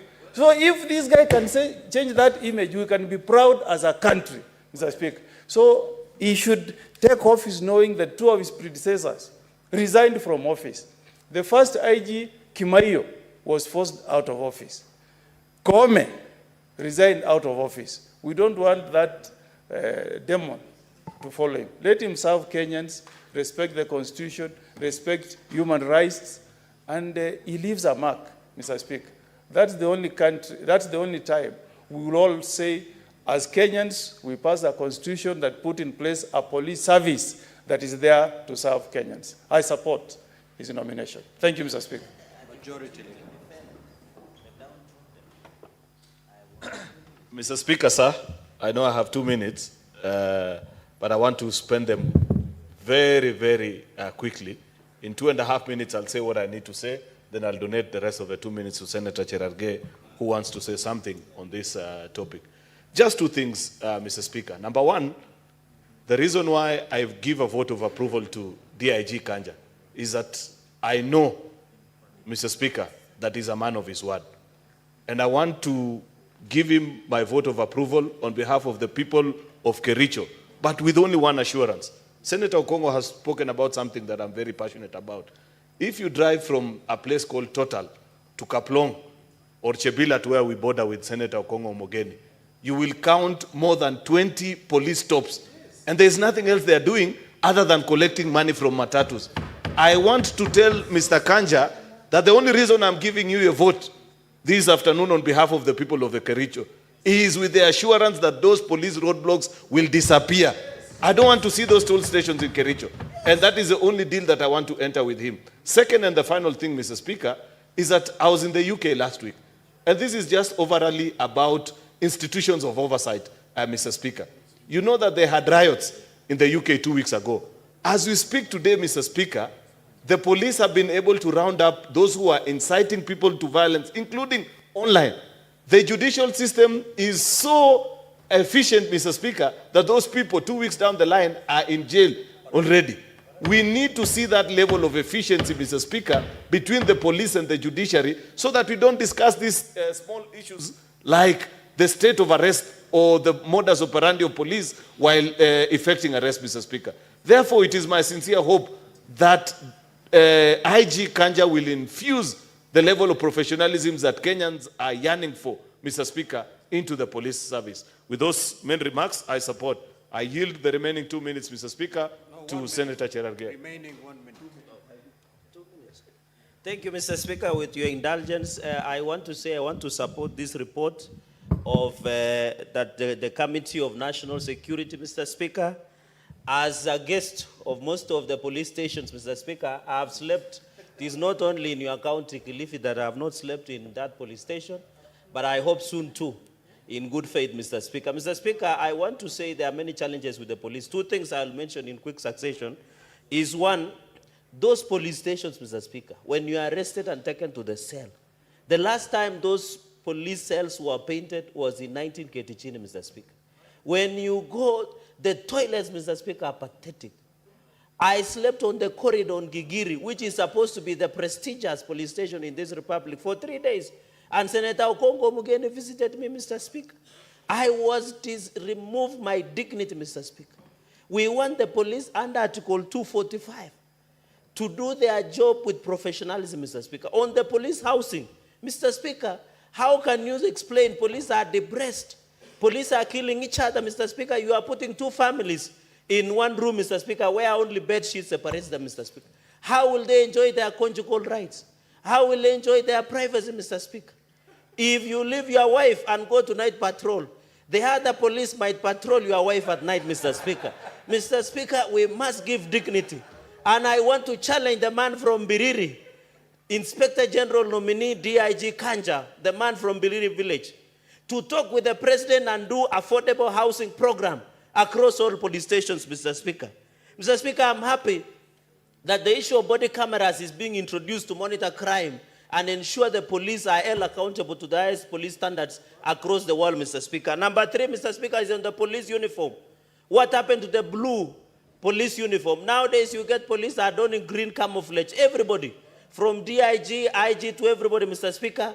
The issue of police uniform must be sorted out to avoid confusion, Mr. Speaker. Finally, on the financial autonomy, Mr. Speaker, we must agree that the fact that Inspector General of Police is given financial autonomy, Mr. Speaker, it should be reflected, Mr. Speaker. I want to agree with Majority Leader on police stops, Mr. Speaker. When you go to Kapsabet, when you are coming from Kisumu, Mr. Speaker, coming from Eldoret at the airport, at Matunda, Mr. Speaker, there are so many road police blocks, Mr. Speaker, that you are not told what these toll stations are about, Mr. Speaker. We want to see professionalism. I saw Senator Onyonga, Mr. Speaker. You remember when he was the MP, there were allegations that he bought sugar through CDF, DPS deals through CDF, Mr. Speaker. When police were looking for him, how could they have done, Mr. Speaker? If, for example, Jibi Wanjigi, Mr. Speaker, would have summoned himself, Mr. Speaker, and appear before the police, Mr. Speaker. I want to say, Mr. Speaker, when you are needed by the police, you must submit yourself, Mr. Speaker. If you cannot submit yourself, the police can break, Mr. Speaker, into the bunker, Mr. Speaker. I support that. Thank you, Mr. Speaker. Point of order, Mr. Speaker. Order. Mr. Speaker, Honorable Cherargei just mentioned me adversely wrongly because I never sold sugar using CDF.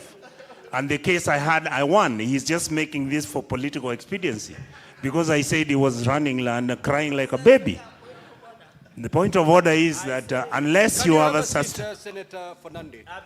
Senator Onyonka, just take your seat. Thank you. Senator Gidogo, 2 minutes and we wind up this so that I put the question. I say allegations. Thank you very much, Mr. Speaker. Mr. Speaker. Order, Senator Fernandez.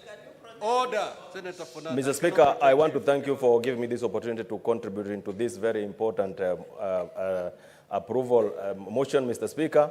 Mr. Speaker, I was privileged to be among the people that vetted the Inspector General of Police. Mr. Speaker, I want to confirm to this House that the Inspector General, Mr. Speaker, demonstrated a wide range of experience for 39 years, Mr. Speaker.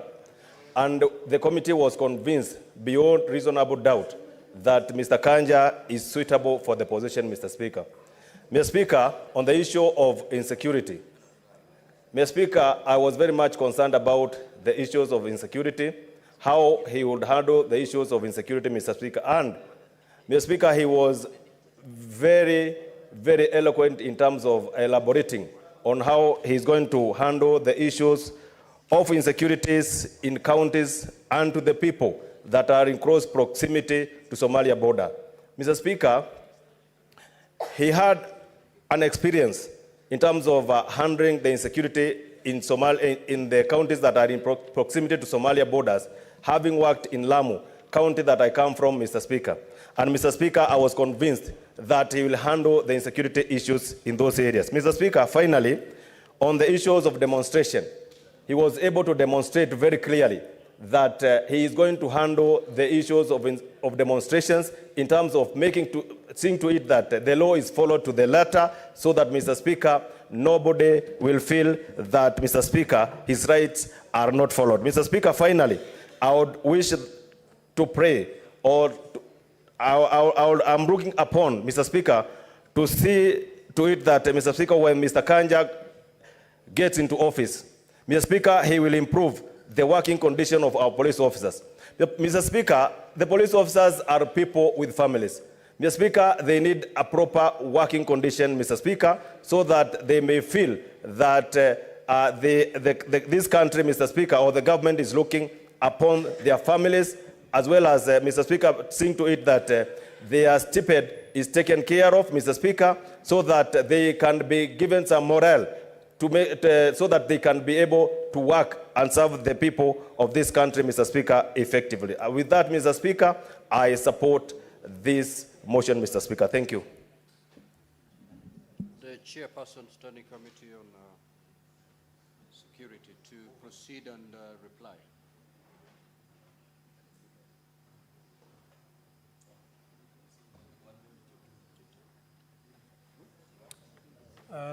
Thank you, Mr. Speaker. I want, first of all, to thank all members who have spoken to this motion, and I'm happy that they actually all supported. Mr. Speaker, the issues raised by members, ranging from the issue of improved communication of the police, improved relationship between the public and the police service, matters touching on implementation of Article 245 of the Constitution, issues of roadblocks, issues of general welfare of the police officers. Mr. Speaker, these are the issues that the honorable members have been able to raise. Mr. Speaker, when we had the nominee before the committee, all these issues, actually almost all of them, Mr. Speaker, were raised. And I want to say that if you want to know the way the IG thinks about these issues, refer to the report that we have been able to table in this House.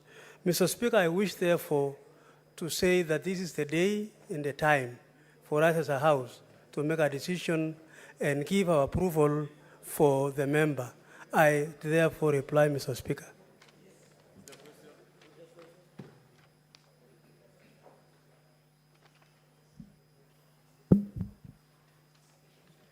Now, honorable senators, I'll proceed to put the question.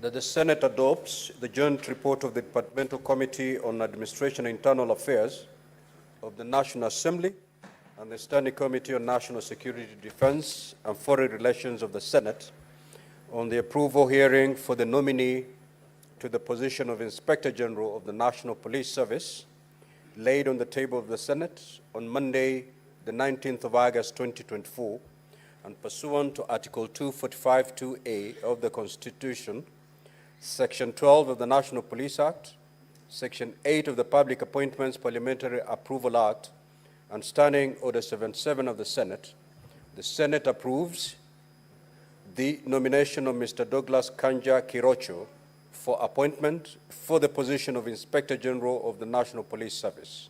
Will as many as of that opinion say aye? Aye. Will as many as of the contrary opinion say nay? The ayes have it. Next order. Order number 3, hearing and determination on the proposed removal from office by impeachment of Honorable Kawira Mwangaza, Governor of Meru County. Do we have the parties in the House? Secretariat? Clerk, do we have the parties in the chamber? Now, honorable senators, yesterday we heard the case of the County Assembly, and today we are going to hear the case of the Governor of Meru County.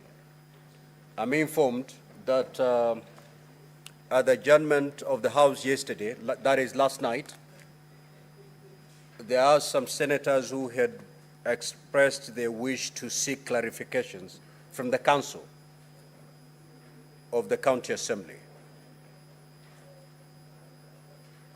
Now, the system is not helping today.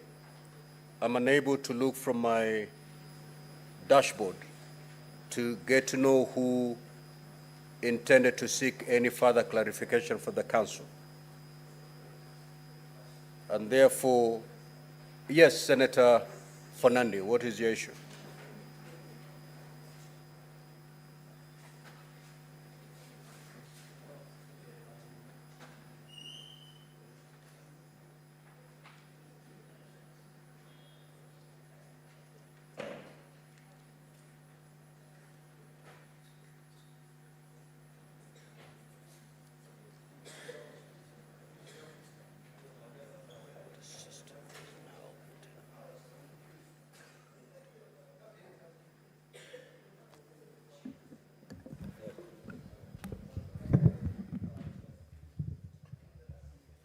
Mr. Speaker, thank you. Thank you, Mr. Speaker. I hope the PSC Commissioner, Senator Kinyo, is noticing also we need welfare like police. Mr. Speaker, yesterday we wanted to seek further clarification from the Council of the County Assembly. I remember the first witness was being stood down, and some of us wanted to seek further clarification. Would it be in order to proceed? We will proceed to seek clarification from the Council of the County Assembly. Okay, thank you. For half an hour. So at exactly 11:34, we should embark on the case of the county governor. Mr. Speaker, through you, yesterday I wanted to know from the pleadings that the County Assembly, through their council, read by Mr. Ndegwa, which of course, one of the issues I wanted to know in the pleadings, it was never indicated whether an invitation to the governor of Meru was sent out during the impeachment proceedings at the County Assembly of Meru. So I would want to know whether there is a proof to that effect, because I've seen the pleadings and submissions that have been made. If Mr. Ndegwa and the team, the youthful councils, could provide. Mr. Speaker, the second point is whether the councils, in case the governor was invited to appear before the County Assembly, whether there were any communication to that effect, where she got the receipt of that appearance, and whether it was confirmed. So, Speaker, finally, to the councils of the County Assembly through you, whether there is any evidence that was tabled before the Meru County Assembly to challenge the motion of impeachment, because that is where the charges are aired, and Senate is either to upheld or not the charges that have been done at the County Assembly, whether there is any evidence to challenge, whether there was an evidence to challenge the motion of impeachment against Meru Governor at the County Assembly.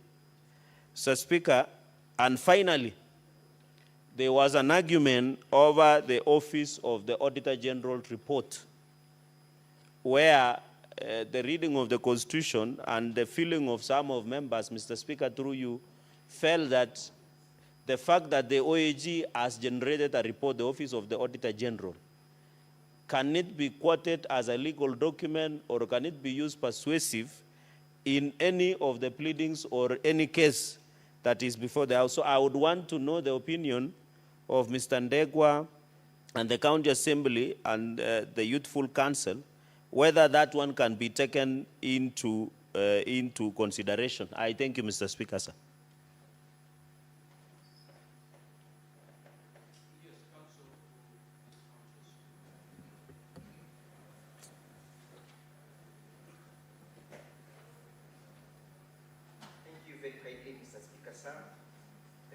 Senators. The appearance is as before for the County Assembly. We are greatly humbled for granting us a further opportunity to urge our case as before you. We do not take it for granted that the Senate creates time for that particular engagement. We are greatly humbled. In response to the inquiry by my learned friend, Mr. Chergei, the Senator, I refer you to Volume 4 of the County Assembly documents, where we have the index and description of the document that we have filed. At page 55, if Honorable Senators, you are with me, at page 55 of Volume 4 of the bundles by the County Assembly, you find a notification of the impeachment motion dated 31st July. This notification was issued by Honorable Zipporah Kinya, MCA, and the Deputy Majority Leader. It was addressed to Her Excellency the Governor, Honorable Kawira. It was notifying her of the pending proceedings before the County Assembly. Of course, Honorable Senators, permit me to indicate to you that this was pursuant to Honorable Lady Justice Cherere findings in Meru's High Court in the first impeachment, that the mover ought to notify personally to the intended respondent, who is a governor. Equally well, at page 56 of the same document, Volume 4, Honorable Senator, my learned friend Mr. Chergei, page 4, Volume 4, page 55, which you've just dealt with.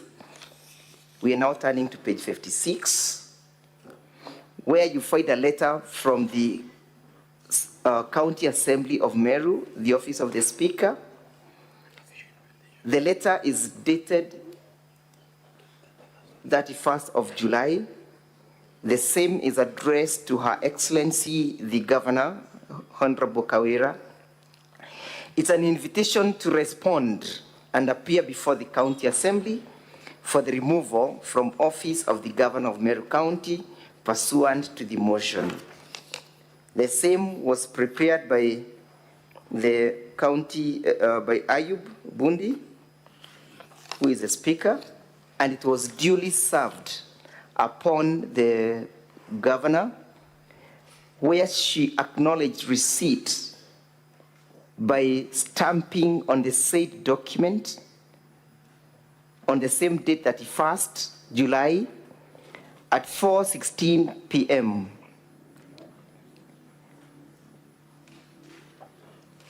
The same was supported by an affidavit of service.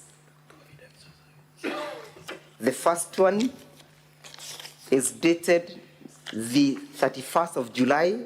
Honorable Senators, you find that at page 59 of the same bundle. It is deponed by one Benson Kenywa Ngure, who is a duly licensed process server and equally an advocate of the High Court of Kenya. At paragraph 2, 3, 4, and 5, he deposes how he effected service at the office of the governor. Of most interest is paragraph 2, where he says that on the 31st July, I was instructed to serve Her Excellency the Governor of Meru County, Honorable Kawira Mwangaza, with an invitation to respond and appear before the County Assembly via the letter dated 31st July 2024, reference as MCA/GC/1 volume 1/24, together with the hard copies of the late notice of motion by Honorable Zipporah Kinya, seeking the removal from the office of the Governor of Meru County by way of impeachment. That letter, Honorable Senators, referred thereto or therein, is the letter that you find at page 56 of the said document. That is what Mr. Benson is deposing to have served. Equally well, Honorable Senators, at page 64 of the said document, you find another affidavit of service deposed by Joel Maitehia Mturukonga. He deposes at paragraph 2 that on 31st July, I received a copy of the notice of motion for the removal from office of the Governor of Meru County by impeachment from Zipporah Kinya, and the deputy leader of the majority party, County Assembly of Meru, with instructions to effect service upon Her Excellency, the Governor of Meru County, Honorable Kawira Mwangaza, and the Speaker of the the Speaker of the County Assembly. He says that he proceeded on the same day at around 4:17 p.m. at the office of the Governor. I served the aforementioned document to Frida, the Secretary to the Governor, Meru County, by attending the copy there to her and recording her signature at my principal copy.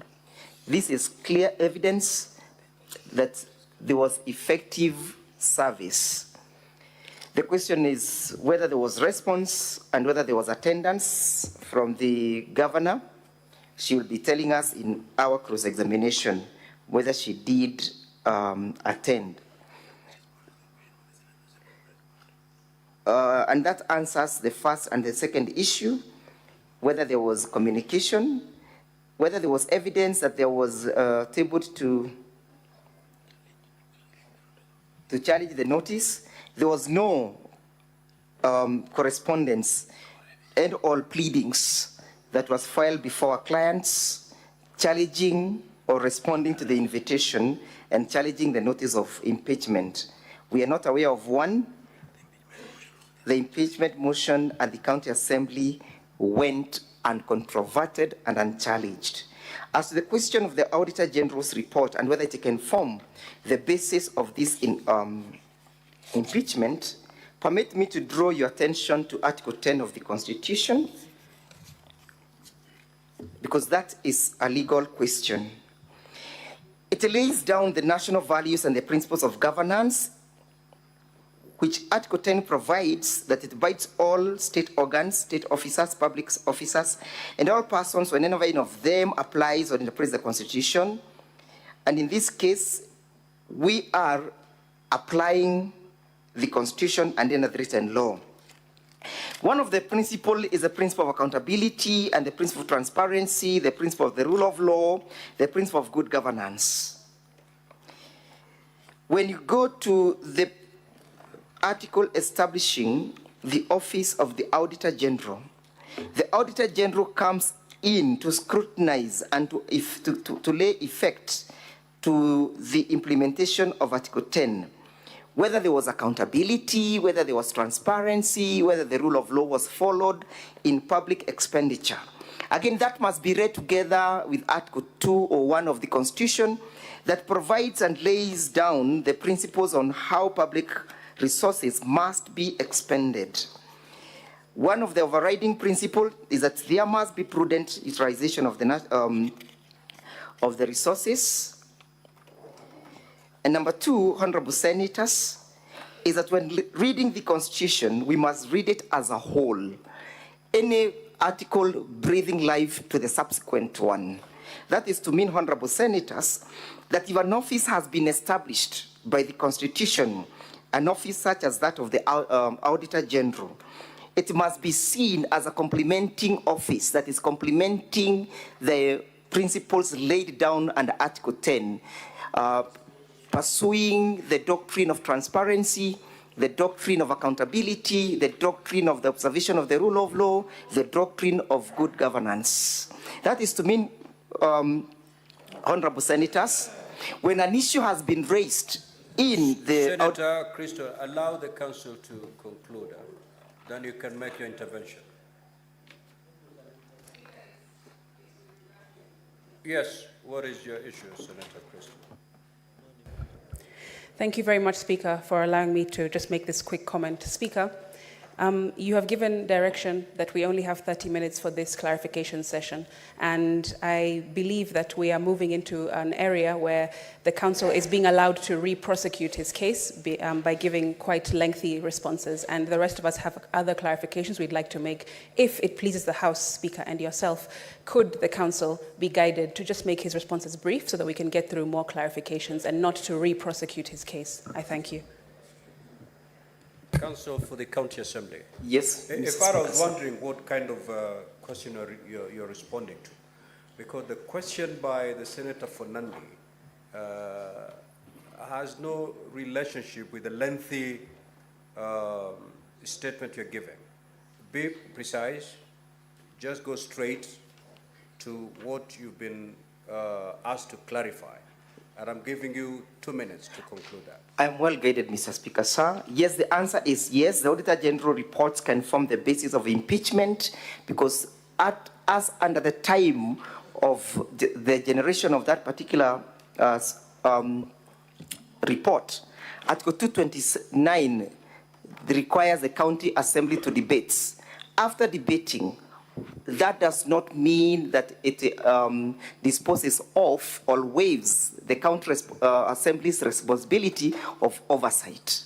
It can form the basis of impeachment because an action must ensue and all follow from the findings of the county of the reports. It's not just a report that has to be done and be placed somewhere and gathers dust.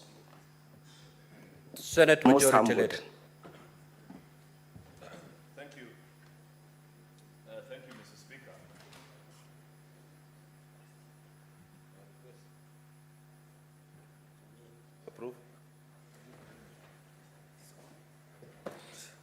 Mr. Speaker, and you know, just as a point, we have to move away from this Stone Age practice. I hope in the next impeachment process, we will go digital. This is unfair to the climate. Look at this, every senator will. Anyway, just a simple clarification, Mr. Speaker. Part of the documents I've spent a lot of time reading are documents from the public participation, because I wanted to hear what the people of Meru are saying, because this is about the people of Meru, Mr. Speaker. And I'd refer the Council for the Assembly to their document, Volume 5, this very huge, voluminous document before us. Mr. Speaker, the reason I did this is I just wanted to understand, and I'll be satisfied if the Council can even just point me to any of the documents they have presented, because it will help me to form a correct opinion. Because listening to the Council yesterday, in his opening remarks, he alluded to, and this has been captured as part of the documents they presented on page 11, 1334, on views of members of the public supporting notice of proposed motion to impeach Governor of the County Government of Meru, the Honorable Kawira Mwangaza. And one of the main issues that keeps coming up, I had the Council speak about it. I had the Honorable Member, I think Zipporah, the one who moved the impeachment motion, referred to it also yesterday, that the Governor is allegedly behind disunity problem, especially amongst the leaders of Meru, and the efforts, especially by Meru professionals during Cheke Council of Elders, and the clergy seem not to bear any fruits. That doesn't concern me much, because, you know, at leaders level, Mr. Speaker, there are many reasons why we disagree. But as an exit to this problem last time we made our conversation. We had requested, just the last point, Mr. Majority Speaker. Leader, you have not more than 2 minutes to seek the clarification. The 12th paragraph of that process is that the governor is alleged, paragraph 11, the governor is alleged to frustrate the process of reconciliation between her, the deputy governor, and the MCAs.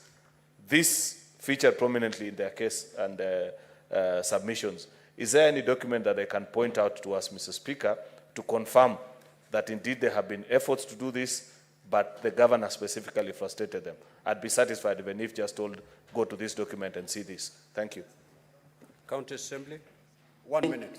Thank you very kindly, the Majority Leader. The voluminous document that you see contains the report and the analysis that came or accrued from the processes of the public participation.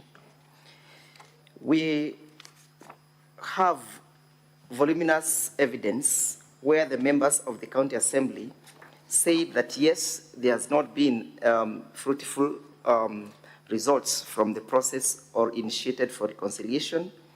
Some of them are yet to give us the reports. For example, the Nchorincheke that you referred to is yet to give its findings as to the current existing status, whether there has been reconciliation or not. In any case, Mr. Speaker, sir, the public participation is quite different and the views of the public are quite different from the views of perhaps of those who may be wanting to reconcile. And reconciliation efforts perhaps may also be evidenced by the fact that I've noted in Governor's response that individuals have even moved the President, His Excellency the President, to dissolve the Meru County. That is the indifference, that is a conundrum, whether it should then be dissolved or we should deal with the problem at hand.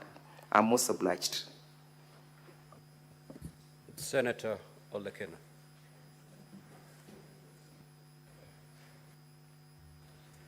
Thank you, Mr. Speaker. Briefly, I just need to seek some clarification from the Council, from the Assembly. Yesterday, when you were leading one of your witnesses, you alleged to the fact that the governor had made a statement and said that that witness was given 86 million. Could you clarify the following things? One, whether there was only one pay bill or there were others.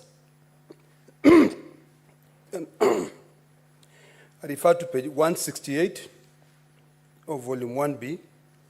There's an account number 075560442, which is also for the pay bill number 247247, which I believe is an Equity Bank.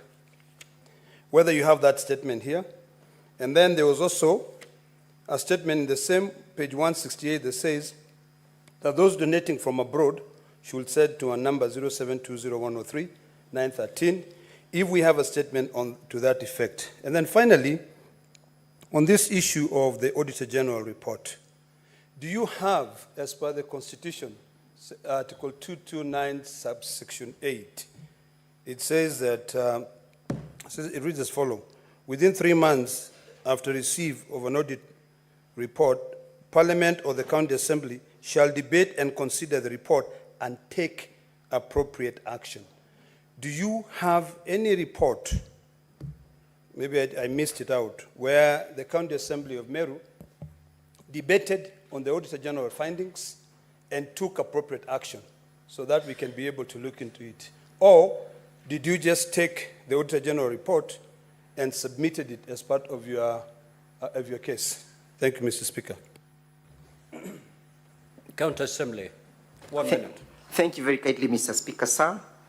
The witness who testified, one Irene, who is the window to the deceased, confirmed before the Assembly that there only existed one account, and as to whether the money that was being sent from abroad was ever uploaded to the same account. In her examination in chief, she pointed the she led the House to the evidence that 115,000 shillings that had been generated found itself to the pay bill, and that you find it at page 301 of volume 2, where all the money from that particular number, which was registered in the name of Judith, was eventually credited to the said account, and the credit is reflected as that of 115,000. And the number that was responsible for collecting of the 100,000 shillings, 1,015,000 shillings, appears on the governor's bundle of document labeled as Volume 1B, at page 168, I beg your pardon, marked as KM20. The number is registered as that from those in diaspora sent to this number, that is 0720 103 913, registered in the name of Judith. That is the number reflected in our bundle of documents statement at page 301. So all the money had one centralized mechanisms of management and only one pay bill. We'll be asking her to give evidence as to the whereabouts of the other millions when her time comes. As the question of the Auditor General, whether it has been debated, the same was generated on the 20th of June 2024, and the motion before the Assembly is dated the 31st of July. Debate is yet to take effect at the County Assembly. But the question is, was there a transgression that was notified or noticed by a constitutional organ? And if yes, how do we proceed to deal with that legal transgression? Senator Omtata. Thank you, Mr. Speaker, sir. I rise on the question of public participation. I've gone through the bundle, and I don't see any evidence that feedback was provided to the people who gave their views on either why they were accepted or rejected. And this is a standard that has been set by the courts, that there must be feedback to those who present their views. It's not like a census or something. So can the Land Council point me to any part of the evidence they have where they complied with the standard on feedback, on public participation, so that what they have submitted can be admissible as having met the threshold that has been set by the courts, especially in Civil Appeal number E003 of 2023. That's the National Assembly, and another versus Okio Mtato Koiti and 52 others. Thank you. Proceed, Counsel. Thank you, Mr. Speaker, sir. I must thank the Senator for Busia for the well work done in contributing to the jurisprudence of this country, and especially the question of public participation, which is still a moot area with a lot of jurisprudences emerging, a challenge that also faces perhaps most of the government organizations on how to initiate it and how to get a feedback. I must admit that this is a recent ruling, judgment of the Court of Appeal, which is barely a month old, and therefore, and actually it was delivered on the 31st of July this year, when the motion was already in the County Assembly. So I believe that most of the organizations, including this Senate, is yet to adjust itself to meet the legal threshold as laid out by the Court of Appeal. Previously, Senator, you've answered the Council. Senator Sige.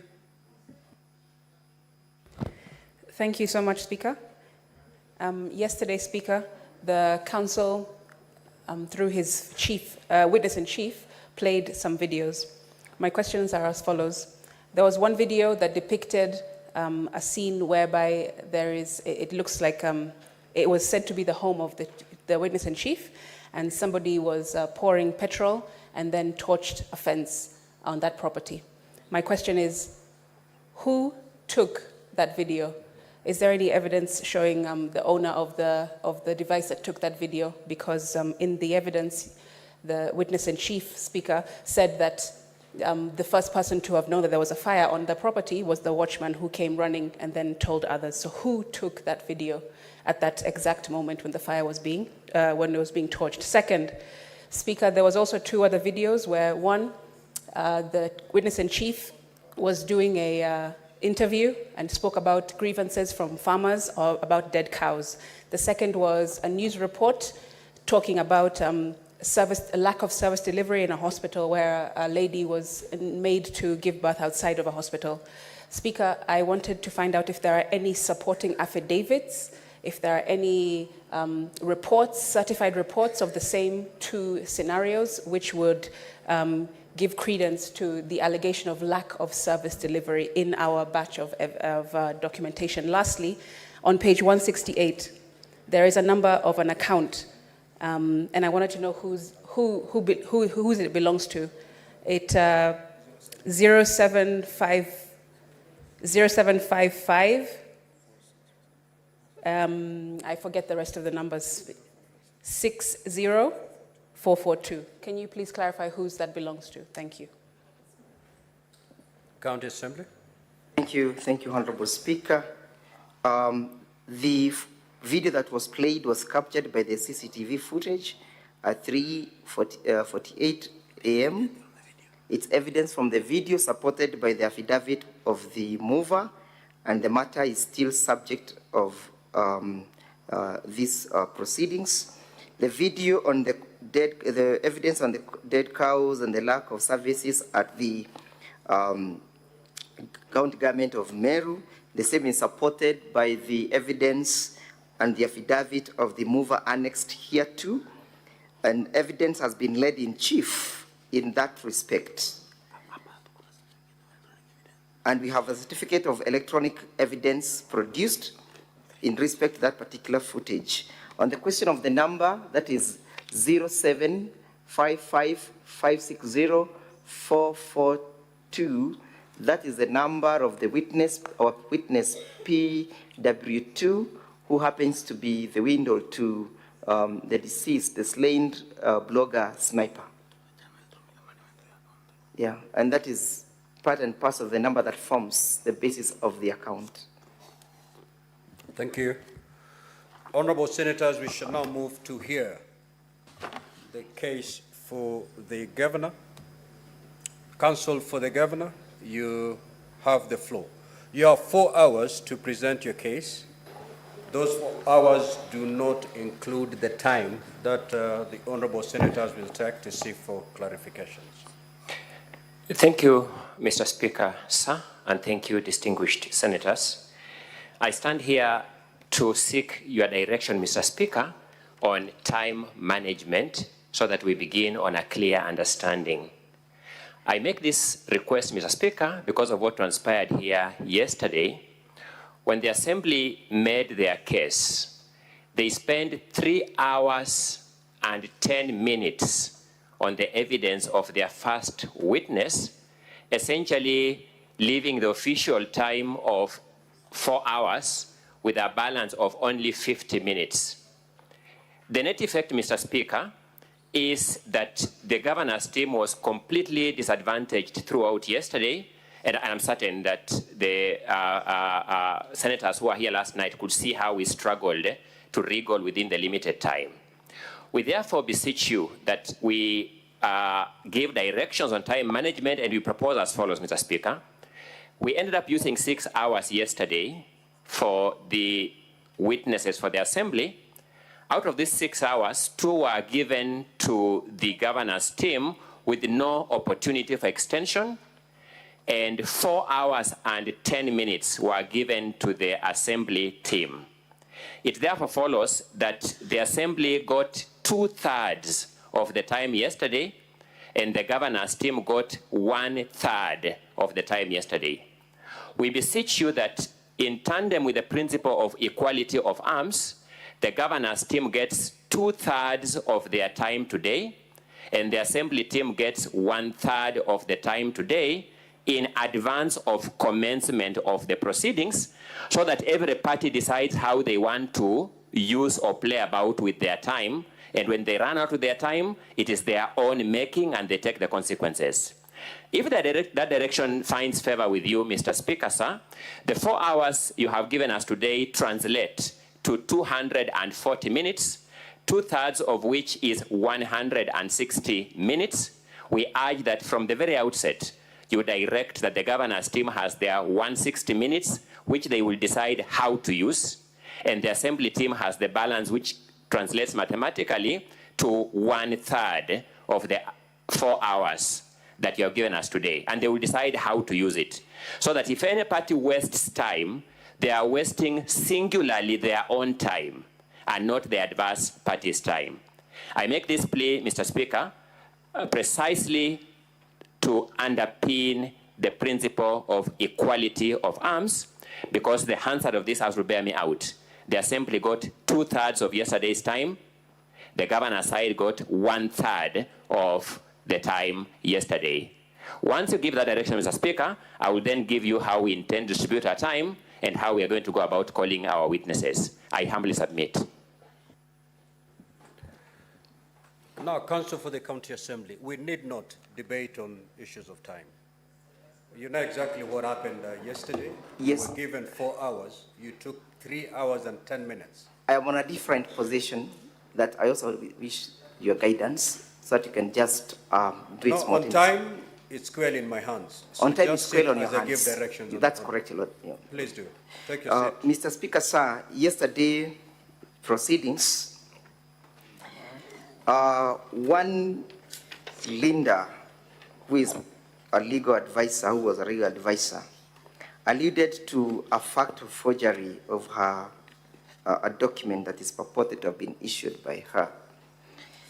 Mr. Speaker, making an application under Section 65 of the Evidence Act, that for purposes of establishing the truthfulness or lack of it of that claim, which is grievous, that this Senate does order the bearer of this document, that is Governor Kawira, to produce the original copy of the same before the close of business so that we can have a look at it.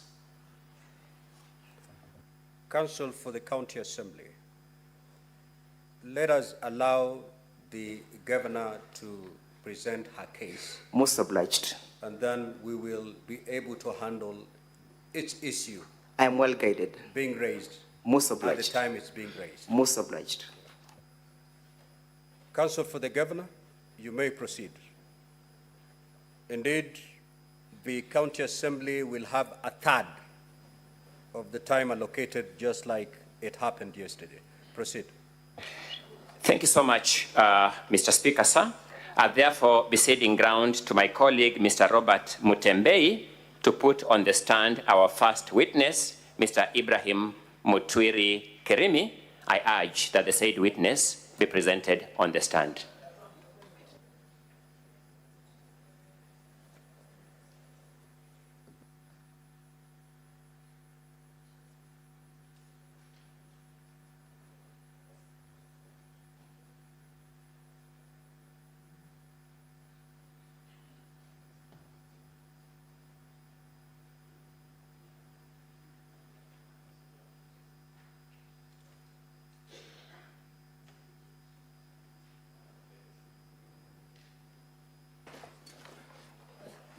Mr. Speaker, as we wait for the witness to be brought in, for the record, my name is Robert Mutembei.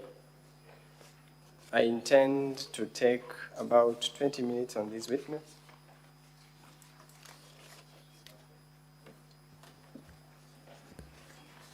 Where is the witness?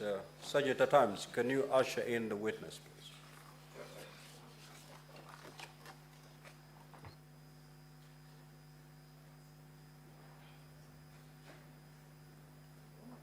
Secretariat, may you administer oath.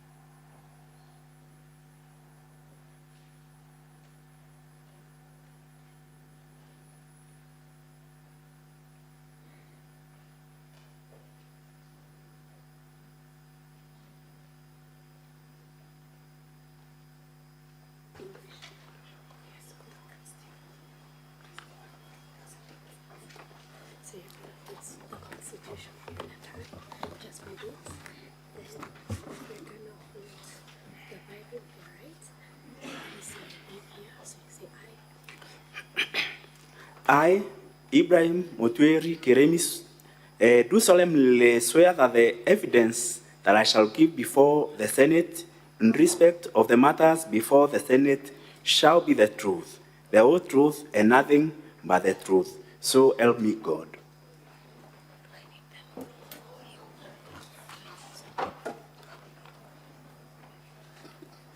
Mr. Ibrahim, could you kindly introduce yourself to the House?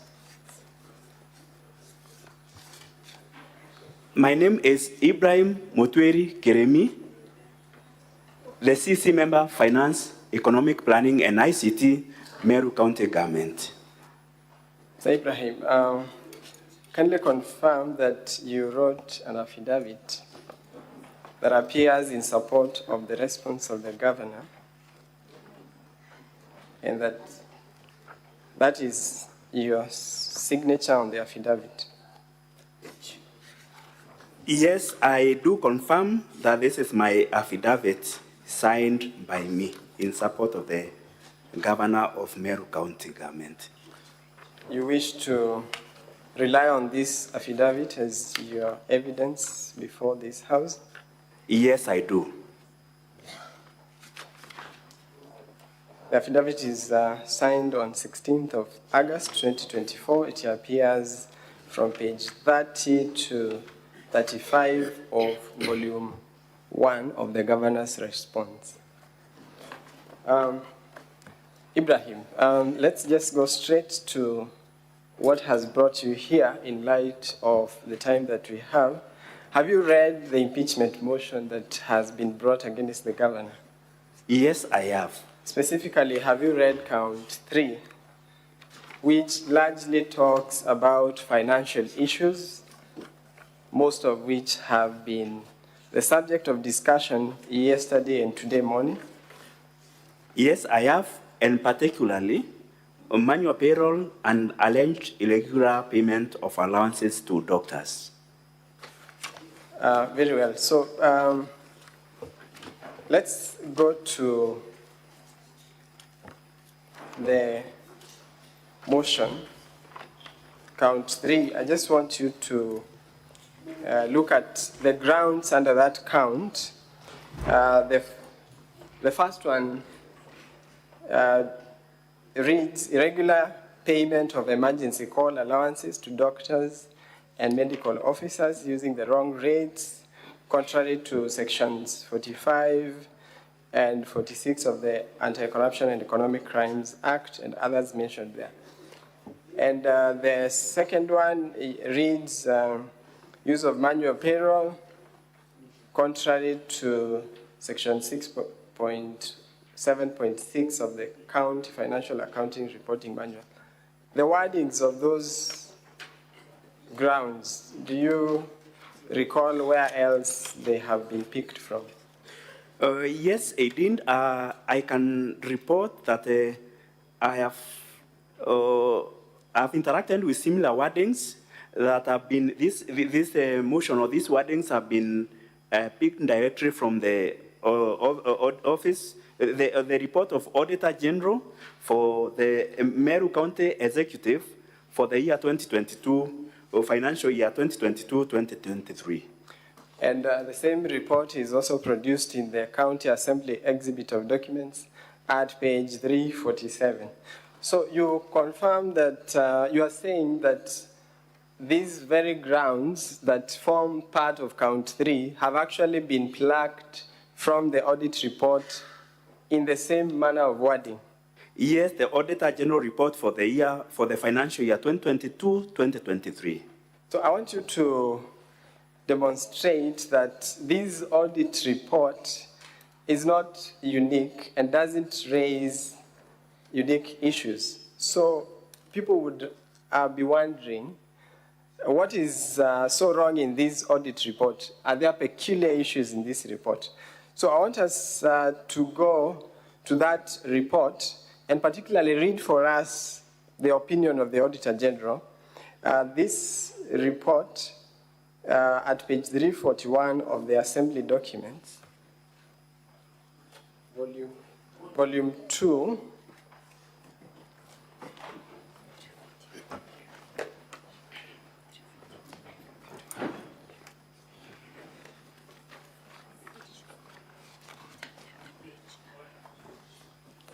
page 341.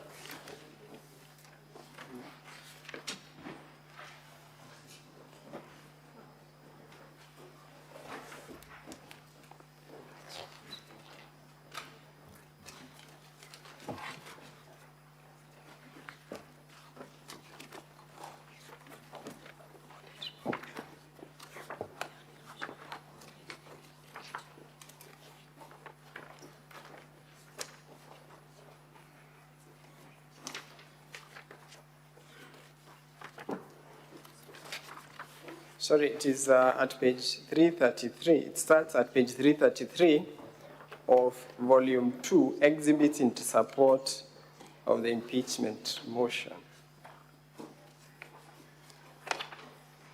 So that is one of the major documents that has been submitted in support of the impeachment motion.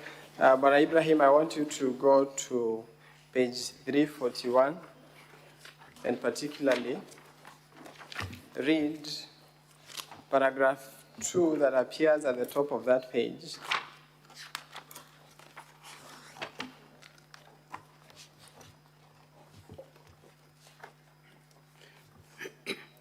Yes, I will read. This is an opinion of the Auditor General that, in my opinion, except for the effect of the matters described in the basis for qualified opinion section of my report, the financial statements present fairly, in all material respects, the financial position of Meru County Executive as at 30th June 2023, and of its financial performance and its cash flows for the year then ended, in accordance with international public sector accounting standards, that is cash basis, and comply with the Public Finance Management Act 2012 and the County Government Act 2012.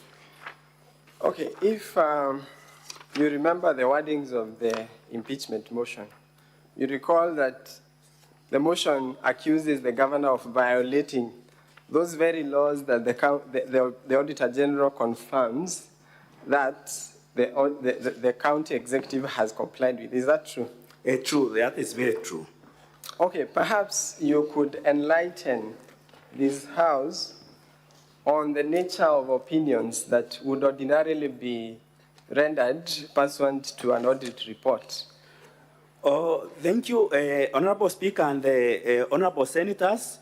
There are a number of audit opinions that an auditor may give, given the kind of a financial statement he or she has come across. One, there is unqualified report. Unqualified report means that the documents that have been provided and the financial statements do agree. Then the next is qualified report. Qualified report means that the documentation that has been provided and the financial statements do agree. However, there are just some minor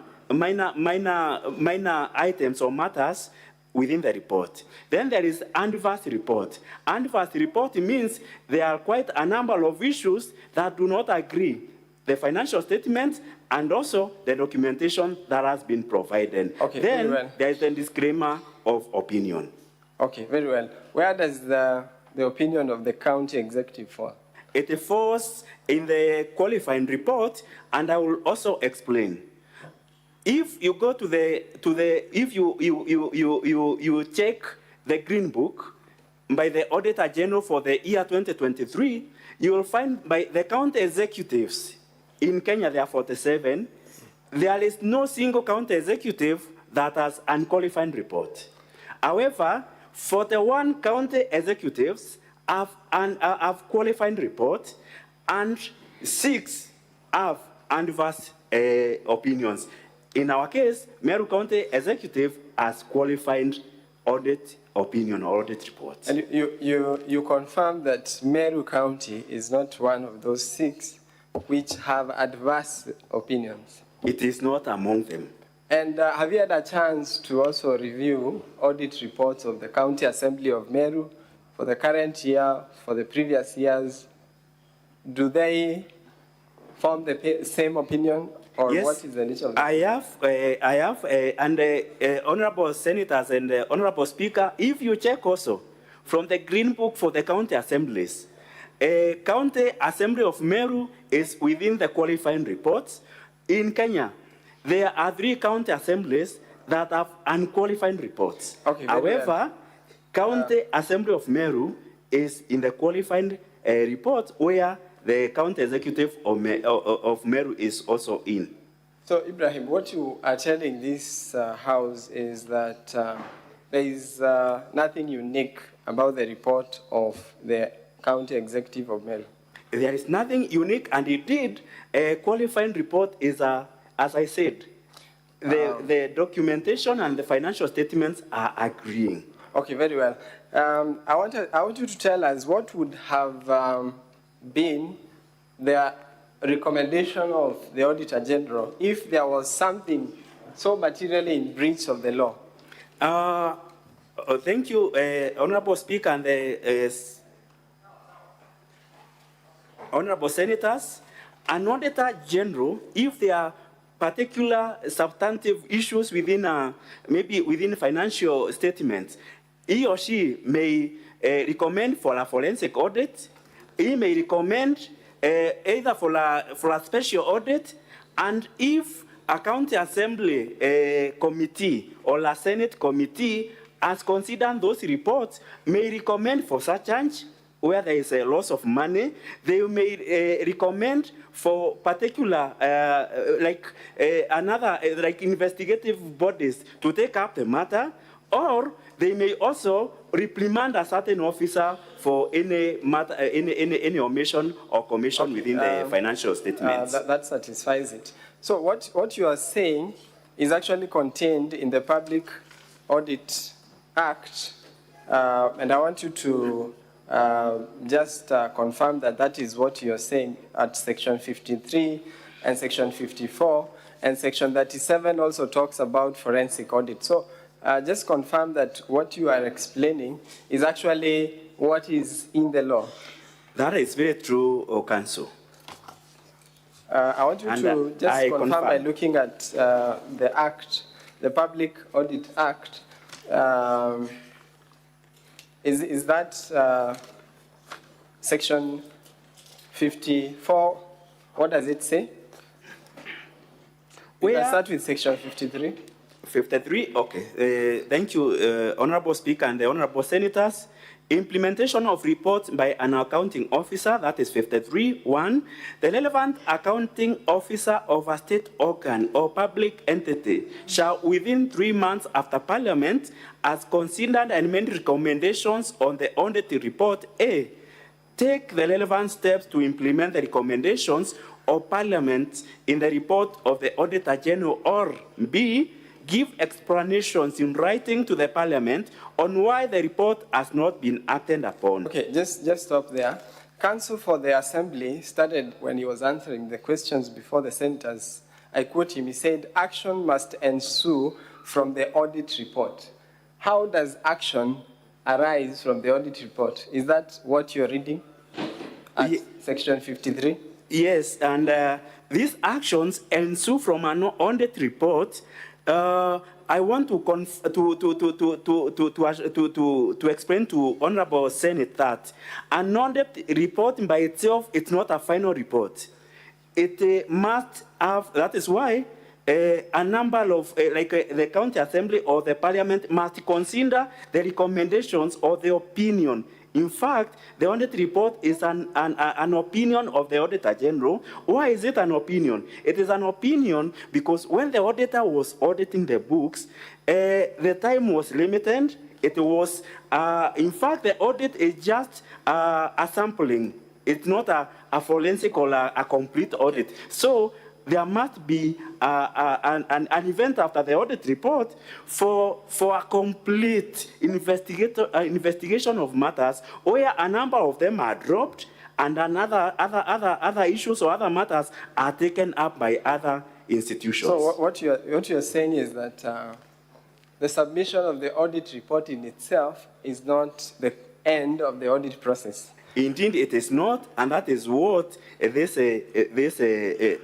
provisions is putting. Have you ever been summoned by the county assembly to shed light on the audit report?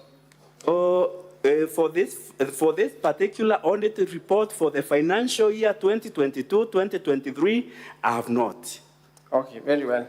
Let's go to the issues that have been raised in those two counts we have made reference to. There is the issue of the manual payroll. So why was there a manual payroll used for that period?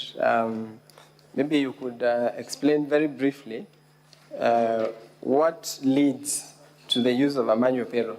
Honorable Speaker and Honorable Senators, a manual payroll means an individual has been paid outside the system. That is the automated system. That is the IPPD. Okay, and so this happens. Okay, go on. It happens when an individual has been recruited before one is formally assigned the IPPD number, which does not end and finish with the county executive. Before he or she get that number, then he or she, for him or her to get that.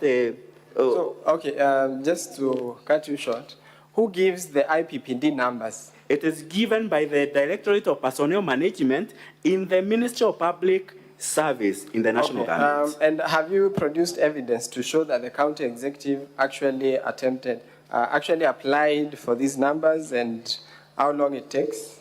In fact, in the evidence that I have provided. So, Honorable Senators, it is the evidence is in Volume 1B of the Governor's Bundle of Documents from page 190, page 183 to 184. From page 183 to 194. So, the documents contained in those pages, what do they show in summary? Very, very briefly. What do those documents reveal? Okay, let me begin with page 183. It's KM28. It shows a request for personal numbers by the Department of Public Service of the County Executive of Meru, which was done on 11th December 2023. When was the response received?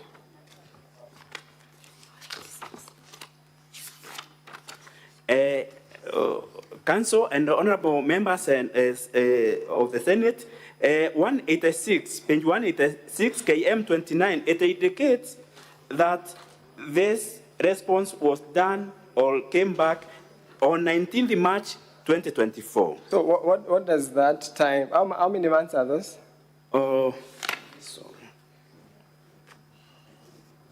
Okay, was it within a very short time? No, it wasn't a council. Okay, so you are essentially saying that it takes time. It takes time, and also to explain a bit further, for these are the newly recruited officers. For the officers that are coming from other state agencies, it may even take a year or even more time, because for them to be cleared, for instance, if that officer under mortgage with the other institution, for them to release that data, it might take even a longer time. Okay, very well. That supports your evidence on the delay. So tell us, have you addressed this issue elsewhere? Yes, this matter was also in the audit report for the financial year 2021-2022, where the county executive appeared before the County Public Accounts Committee of the Senate. And did you write a response to the Senate on that very issue? Yes, I wrote and even explained myself.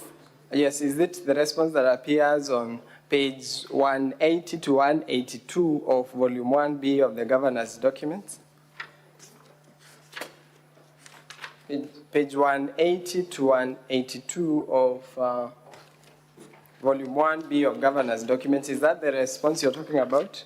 Very, very true. In fact, it begins with the invitation of it indicates.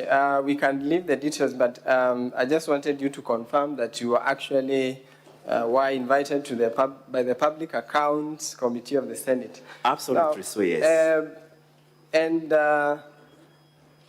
what is the current status? Is that an issue in Meru County as we speak? In fact, from the information and evidence, this matter has since been resolved from the 1st of April, 2024. Okay, so, and 1st of April, that means that this issue was resolved even before the impeachment motion before this very House? Absolutely so. To the best of your knowledge, was the County Assembly informed of this resolution of the manual payroll issue? It wasn't, because this matter is appearing in the audit report for the financial. It's also appearing in the audit report for the financial year 2022-2023. If the Public Accounts Committee for the County Assembly, if they had invited the county executive to address these matters in the audit report, they would have certified themselves. Okay, so you mean to say that this issue was resolved, and it is the very issue that the Assembly wants the governor impeached on? Very true. And have you seen the issue elsewhere in the County Assembly? Yeah, the County Assembly also, not only this matter, to explain, it's not a matter unique to only the County Executive of Meru. It is also a matter that also has appeared in the 2021-2022. If you peruse that audit report, you will find that the County Assembly of Meru and a similar issue. Okay, so that appears at page 247 to 326 of volume 1B of the governor's documents. Now let us go to the issue of the doctors' pay. The governor has been accused of paying doctors' allowances illegally, and as you said earlier, that issue has been picked from the same audit report. Now, what was the basis of making this payment? Thank you, Honorable Speaker and honorable members of the Senate. This matter arose from a return to work formula it was an issue that arose. This formula, or the return to work formula, is dated 18th April 2017. There are correspondences that are made by the Ministry of Health concerning the matter, what they resolved, so and what they agreed. And so then the same is copied to the Council of Governors. Okay, sorry to cut you short, but the correspondence you're talking about, is it the correspondence found in page 327 to 330 of volume 1B of Governor's documents? Is that the correspondence confirming that the County Assembly, the County Executive of Meru was actually within the law in making that payment? Absolutely so. So those are the documents that you wish to rely on to confirm that payment? Very true. Page 327 to 330 of volume 1B of the governor's documents. Okay, let us then move on to, but before we move on from there, so this issue that you are saying relates to payment of doctors relating to the CBA of 2017.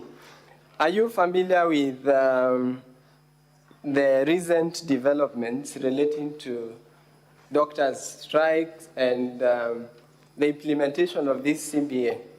Oh, okay. Let me make some explanation.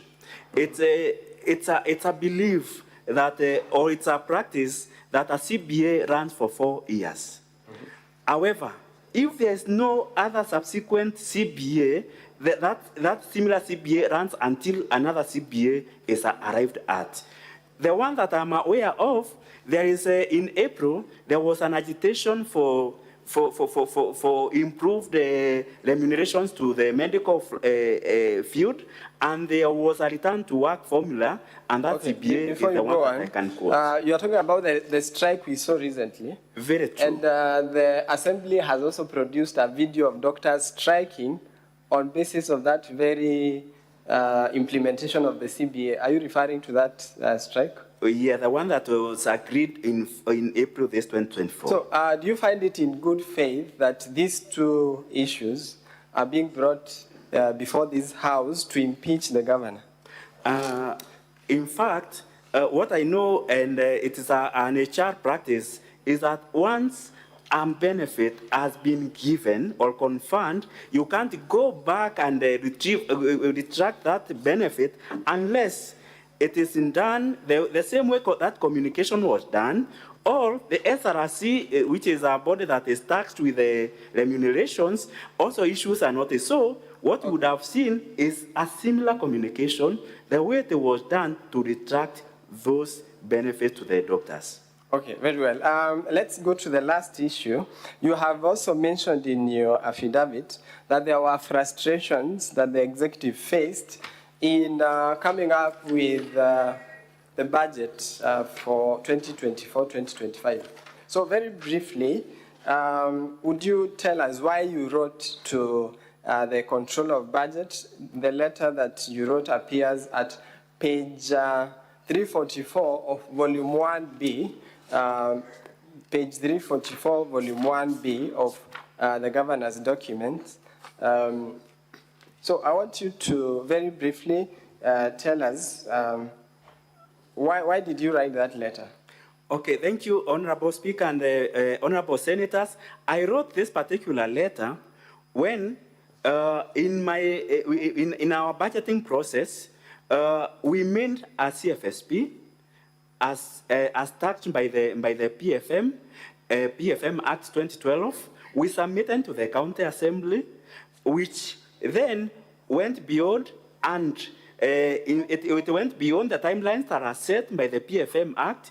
It went beyond other key considerations that are set by the legal provisions. So at that particular time, that is when I wrote to the Control Budget seeking an advice on those issues. Okay, so the documents you've relied upon are from page 336 to page 344. So, has the County Assembly implemented the memorandum that was arrived at between the Executive, the Assembly, and the Controller of Budget? It is important that I give some information to this Honorable House what happened. For the sake of time, I just want you to confirm whether just very briefly explain what happened after you came up with the memorandum. Okay. After coming up with a memorandum that was negotiated between the Assembly and the County Executive, we made a budget estimate because that memorandum was supposed to inform that budget estimate. The budget estimate was submitted to the County Assembly, which they approved as per the memorandum. Okay. However, after the approval of the budget estimate, then I was supposed to make or draft an appropriation act to appropriate that budget estimate, which I submitted to the County Assembly.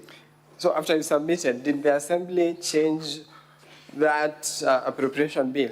In fact, what the County Assembly did went against the memorandum and went against the budget estimate that they had already adopted or approved. So are the changes they made contained in volume 1B, page 409 to 413 of the governor's response? Volume 1B, page 409 to 413. You confirm those, just briefly mention whether those are the changes that you are talking about. In fact, these are the changes, and this you will see, it's an under paper, because I also wrote again to the control budget when I realized there's a business appearing in the under paper of the County Assembly proposing to make amendments against the proposed memorandum and against the budget estimate that the County Assembly had already passed. Okay, very well. So just before we invite, before we let you off for the examination in chief, there were several comments made yesterday about service delivery of the governor. So can you just tell us briefly how is the governor's performance in terms of financial performance relating to development in the county? Thank you, Honorable Speaker and Honorable members of the Senate. The performance of a governor can only be informed by the budgetary, how the governor has managed the budget through the report that has been produced by the control budget through the absorption rates. Currently, the Meru County government, this financial year, we have achieved 79% of performance in terms of budget absorption. Then, financial management.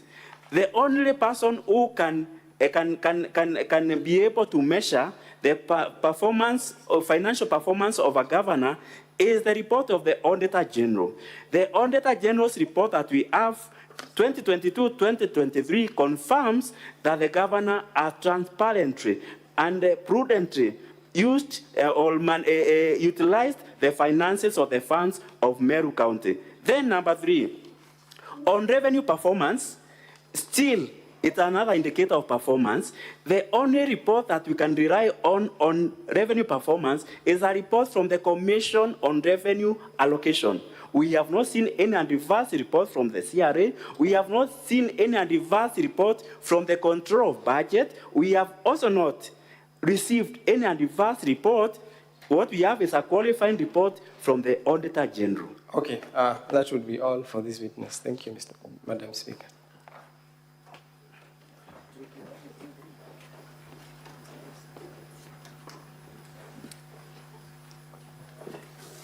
Is that all for the witness?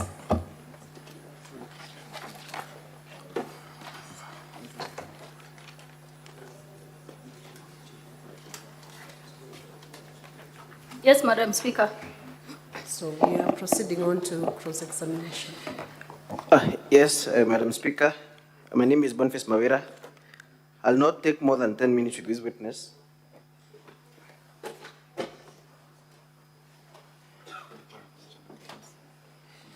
You may proceed. Mr. Ibrahim, I want to take you straight to your affidavit, the one that you have filed. Specifically,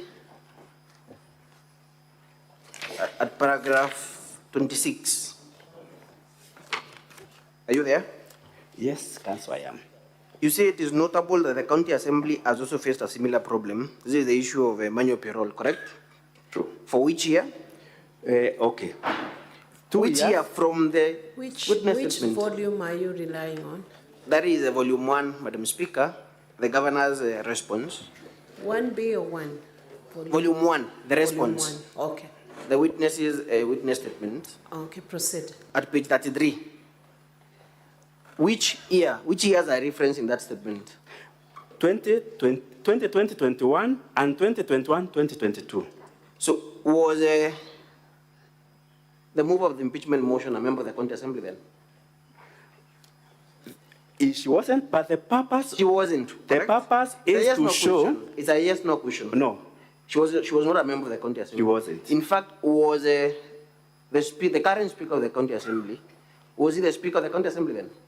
She wasn't. And the same case, from 2017, we sent our manual. Mr. Witness, just answer payroll, my questions. Just answer my and the governor was not in office then. The governor was not in question. Yes, this is just. But this relates to the county assembly, correct? It is. Council, yes? allow the witness to answer the questions.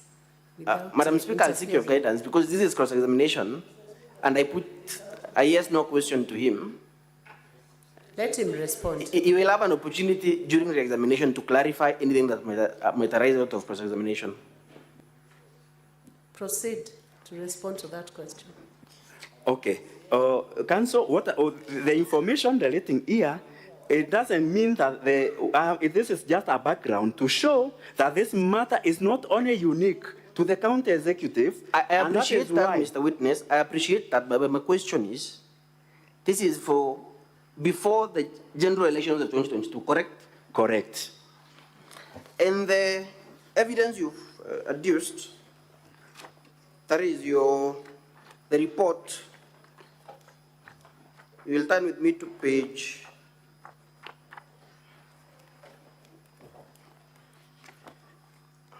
1B.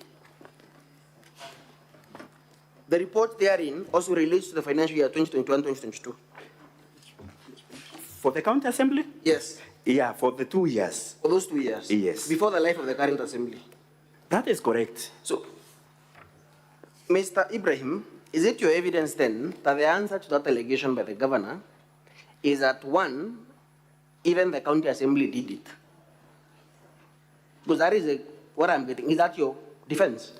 My purpose to There is produce. no question. Is that your defense? That This even the county assembly did it? Is that your defense? That is not my defense. Okay. Let us proceed. I'll take you to the letter at page 344 of the volume 1B, the governor's volume 1B, Madam Speaker.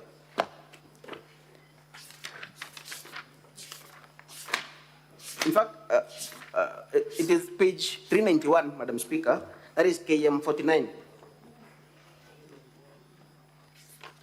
What page? Page 391. Page 391, KM 49. You say there was a budget stalemate, correct? True. And you say that the county assembly, because you're writing to the clerk, you say they increased the ward fund from 33 million to 45 million, correct? Correct. Is that the position in the appropriations bill? Okay. It's a yes, no question. I need to explain this one. It is a yes, no question. What is the amount? The context of Just this. wait for my question. Wait for my question. Yes. What is the amount in the appropriations bill that was passed by the county? Currently, it is 36, and the agreed was 33. And then the context of this letter is another paper. Wait for my and question. it shows what was supposed to be done there. Sir, can you respond to the figures you're being asked? Currently, it's 36 Straight. million. 36 million? Yes.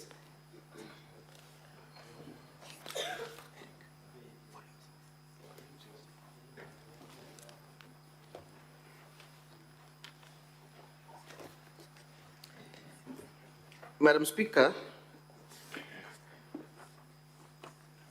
that is the appropriations bill is in the County Assembly's documents, volume 6.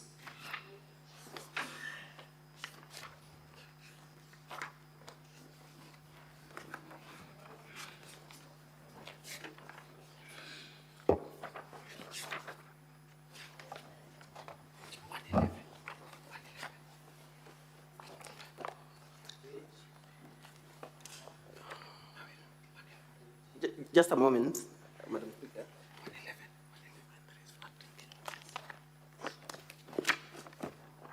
At page 111,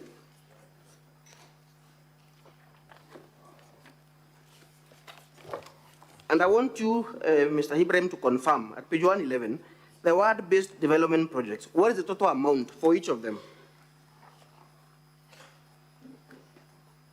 The last column on the far right. What is the total amount? That is it? Okay. What What is it, Tutuabo? Is it not 33 million? Yes. Okay. Do you still maintain your answer that the correct amount is 36 million? Yes or no? Okay, that's a 3 million. Okay. You concede that? Yes.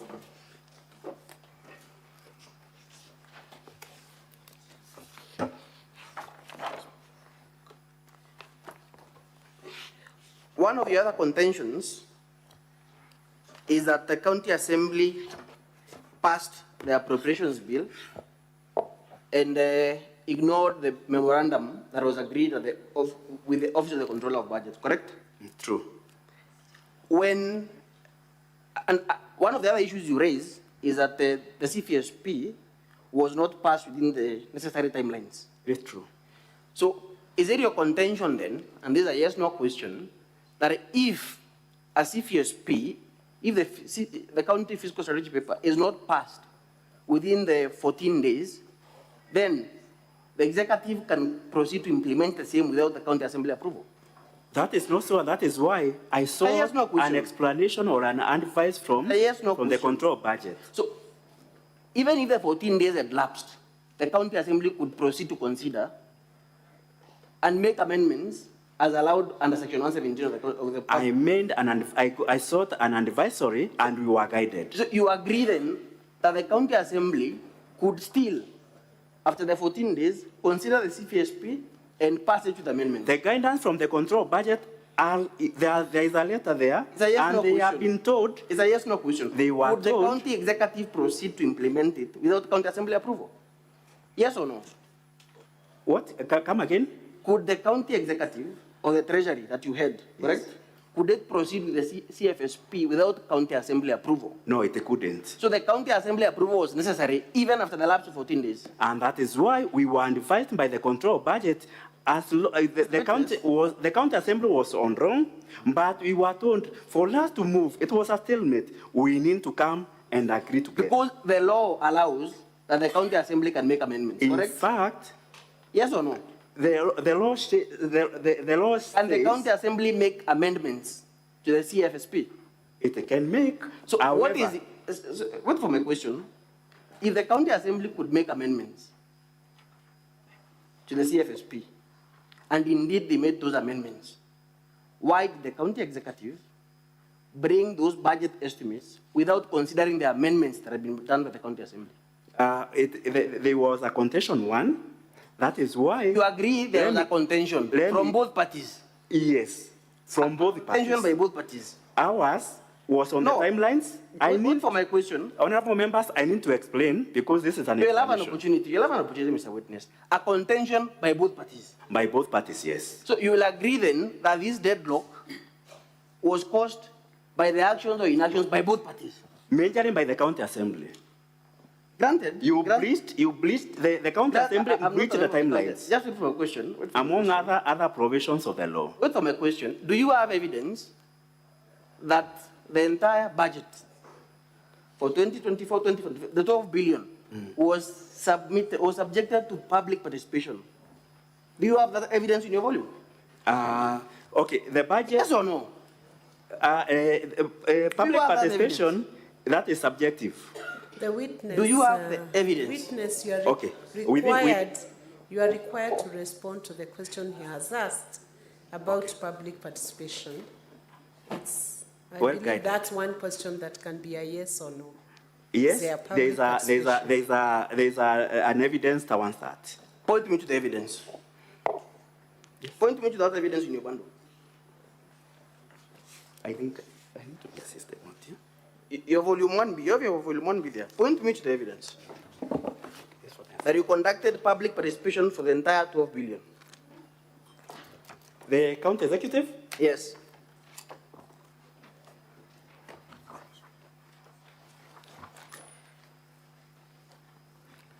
Council, your 10 minutes are over, but you have the discretion to use more minutes from your allocated timeline of 1 hour, 20 minutes. Very well. I leave it to that for this witness, Madam Speaker. We can take the next witness. Or they can, I will lead the witness for Do you want exam. more minutes? No, I think it is okay for this witness.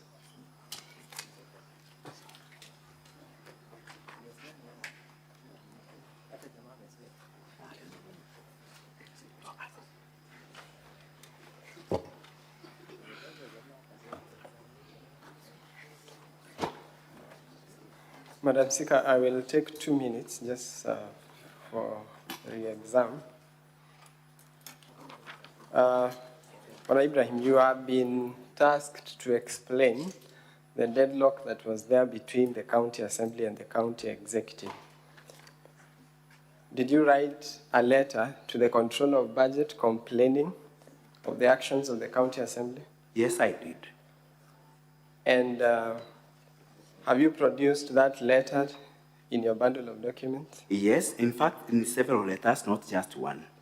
So the letters that you said fall from page 336 to 344 Yes. of volume 1B of the governor's documents? Yes, Council. So was there a legal basis for you to complain to the Controller of Budget? Yes, several. Like the timelines and other key considerations. Now, have you detailed those complaints in your letter? Yes, they are detailed. And you would invite the members of this House to have a look at that letter to appreciate the basis on which you are complaining? True, Council. And my last question, did you experience demonstration of good faith from the Assembly after the issue was mediated by the Controller of Budget? Yes, one is when they...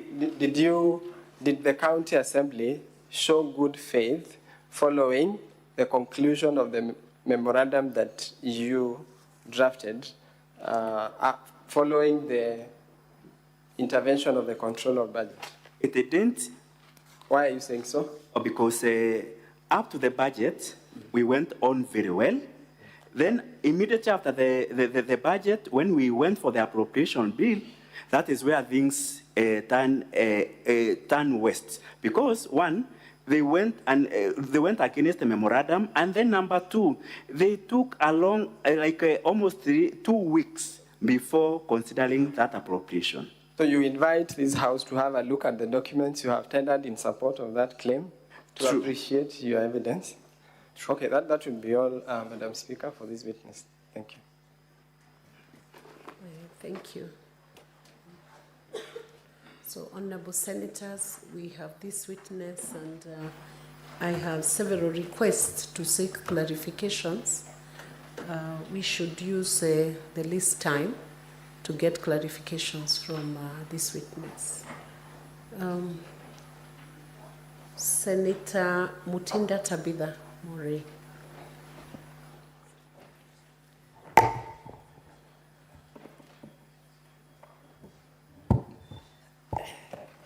Thank you, Madam Speaker.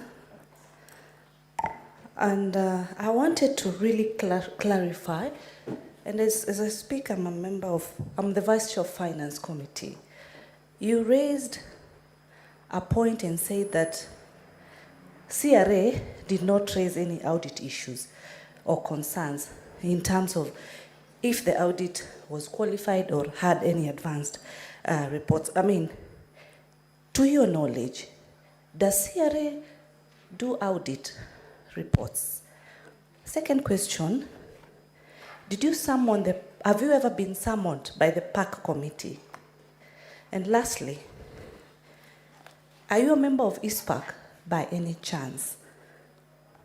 And in finality, we have the CRF, not the CRF, but the County Revenue Fund, whereby issues have been raised in terms of the composition of the committee.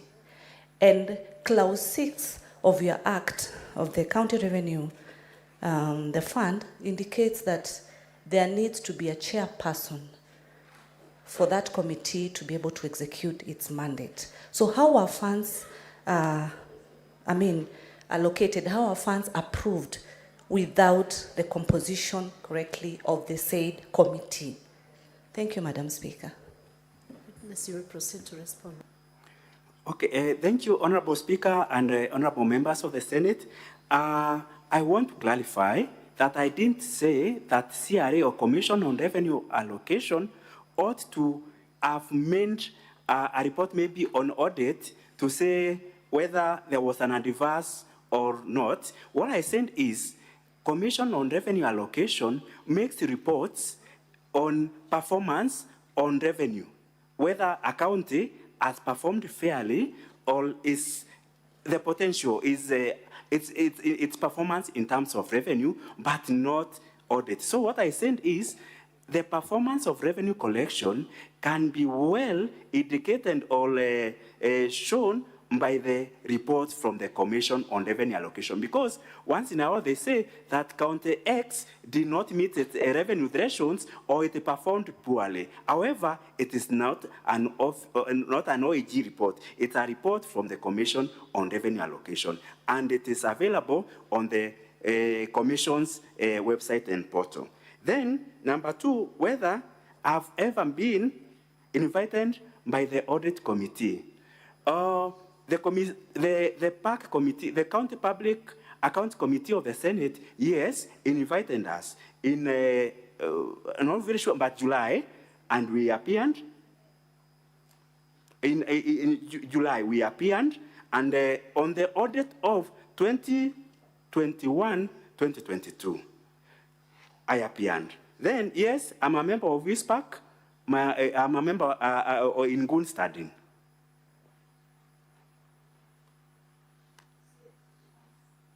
Okay. The transfer to the Meru County Revenue Authority. That transfer, the money that is transferred to that board, it is from the main revenue of the county.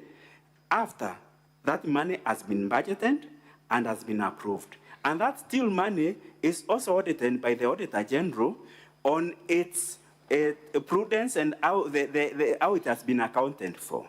So it is transferred from the Meru County revenue to revenue allocation to that to maintain its operations, because the authority is supposed to be self-sustaining. However, at the moment it isn't. So we transfer some money to the board.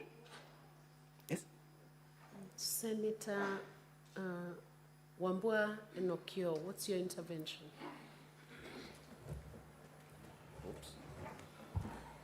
Thank you, Madam Speaker. I have two very quick interventions. One, just for clarity. Witness said at some point things turned west. I would want to understand when the things turned west, where are they heading? You know, what you say there is the only thing that we can use to make a decision. So I would want clarification when things turned west. Where are they going? Secondly, Madam Speaker, most substantively,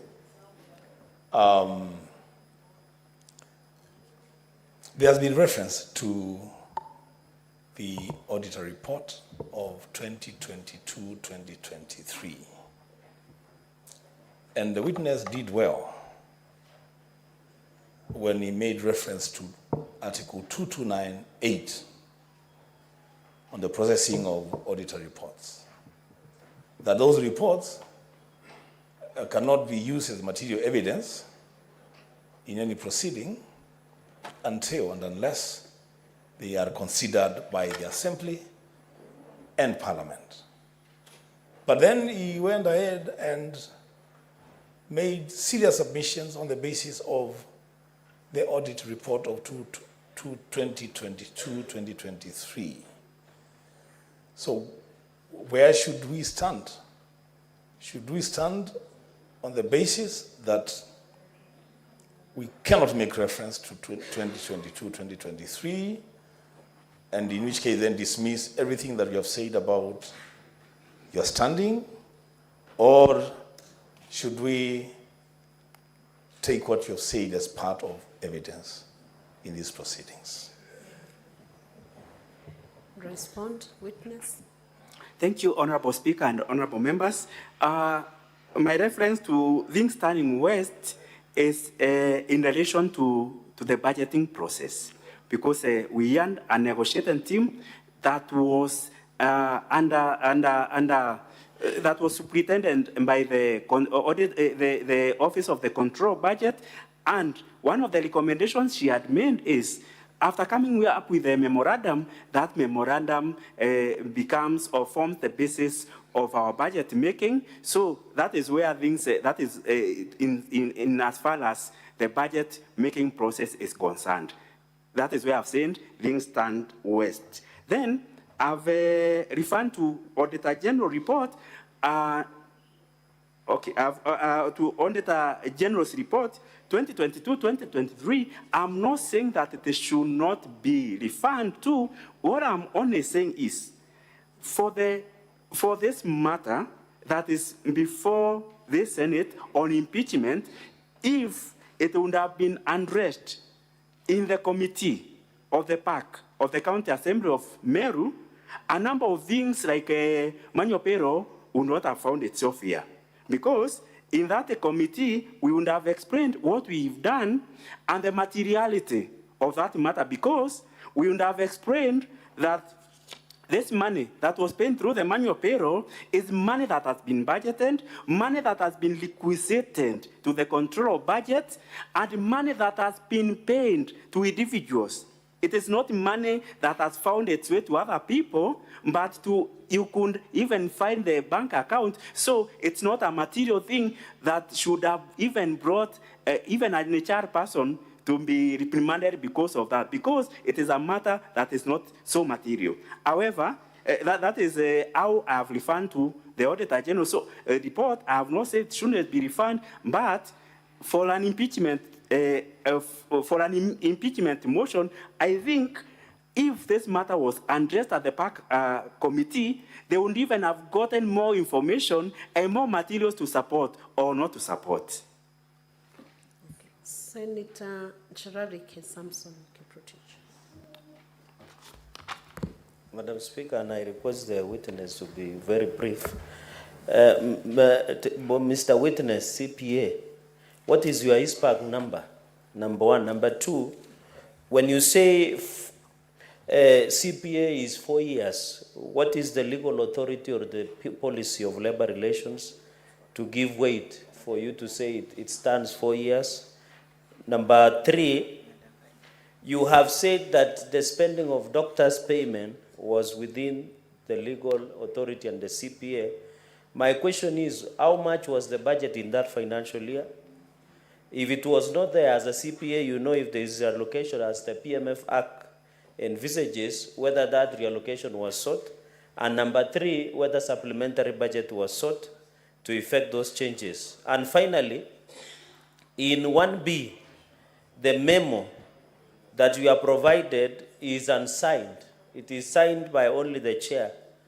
So how can we trust in this volume 1B, Madam Speaker, that memo that had been signed, the engagement, the part of secretary and chairman is not signed, nor is it stamped? Is it an authentic document that you will want to present to this House for proper consideration, considering that what the House is considering, Madam Speaker, is a very serious issue? Madam Speaker, if you can answer those 4 questions, I'll be grateful. You may proceed to answer those questions. Thank you, Honorable Speaker and the honorable members of the Senate. My reference to CMBA 4 years, I may not authoritatively quote it, but I know it has been it has been termed from HR quarters. I'm not an HR expert. I want to say that, but it has been always saying that a CPA runs for 4 years. That is what but I'm not an HR expert. Yes. Then legal authority on the legal authority of payment of that allowance or the medical allowances that have been awarded after the CBA. This Honorable Speaker and the members, this payment has not been done only in 2022, 2023. It began from 2017. So, honorable members, when that expenditure was introduced to the budget, that is when it accrued on the budget. So even in the forthcoming years, it has been incorporated into the budget. So it didn't require a supplementary budget last financial year because it is a payment that was confirmed from 2017. So it has been always been there. It has been provided within the budget. The memo on the 1B, I want to say, authoritatively, I want to own that memo. It is authentic. That memo is authentic.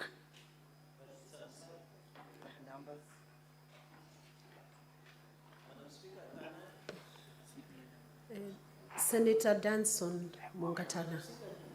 So, Mr. Speaker, To the witness, just hold on, Senator Danson. Yes. 1 minute. There was a question on your ISPAC registration. Oh, yeah. My ISPAC registration is 10955. Senator Danson Mungatana. Thank you, Madam Speaker. Madam Speaker, I was seeking clarification from the witness. I was listening to you when the question was put to you on the financial performance of Meru County. And I heard you say the Auditor General has given a report saying that it is an unqualified opinion.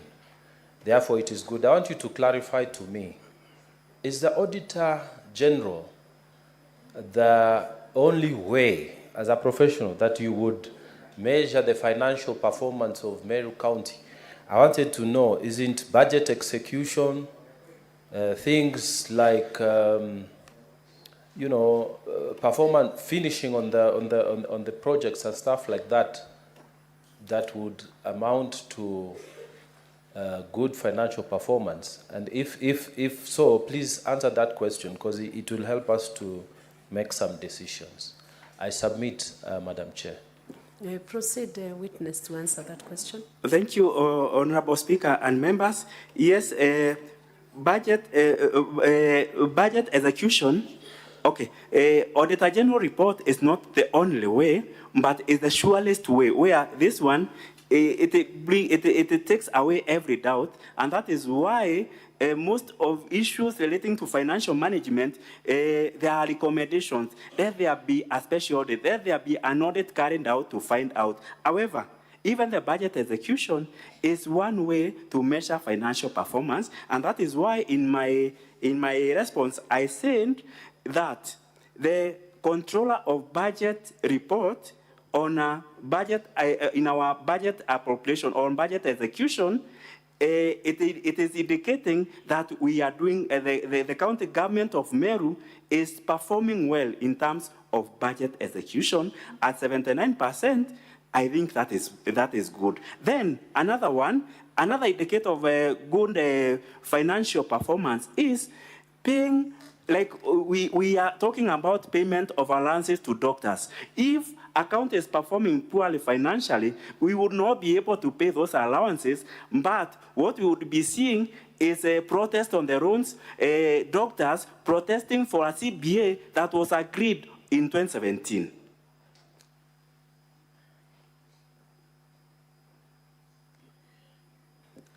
Those are all the requests we had on the board, so we can move to, it's not showing. Senator Kisang, you can proceed, but his name is not showing on the board. Clerk, check your system.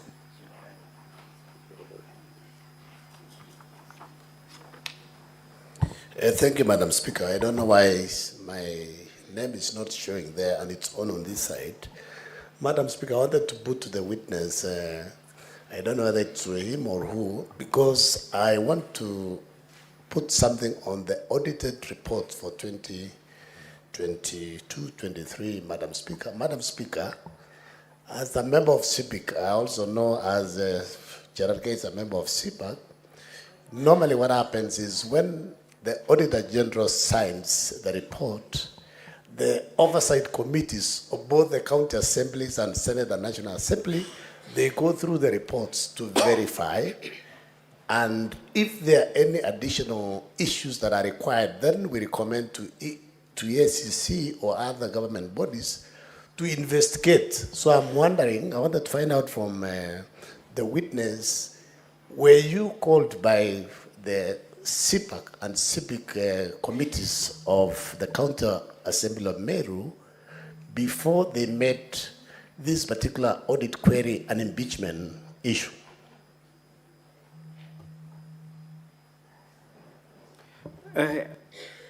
Proceed. Thank you, Honorable Speaker and honorable members of the Senate. I want to confirm and say that on the specific of audit 2022-2023, the County Assembly Committee on Public Accounts and Investment has not invited us. That is all for this witness now. There are no more clarifications from the senators. I hope there is no senator who's been left out. So, County Assembly can call in the next witness.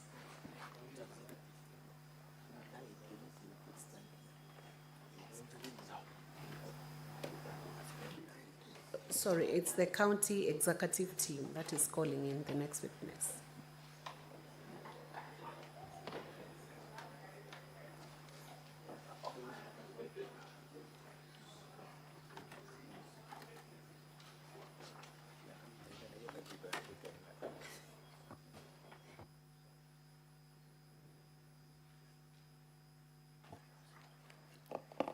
Madam Speaker and honorable members, our next witness is Dickson Munene Nkanata. Thank you.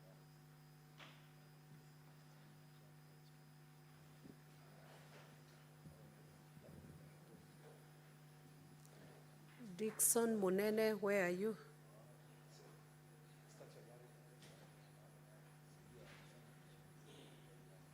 County executive team, where is your witness?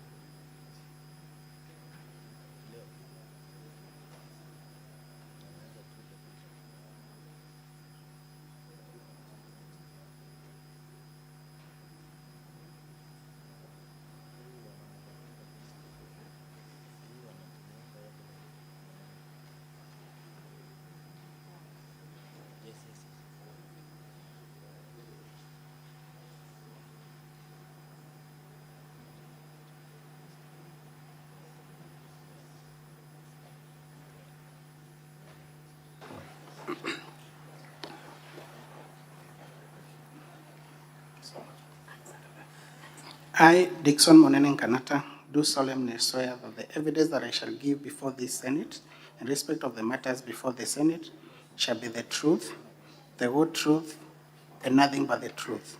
So help me God. Madam Speaker, for the record, my name is Edgar Busiega.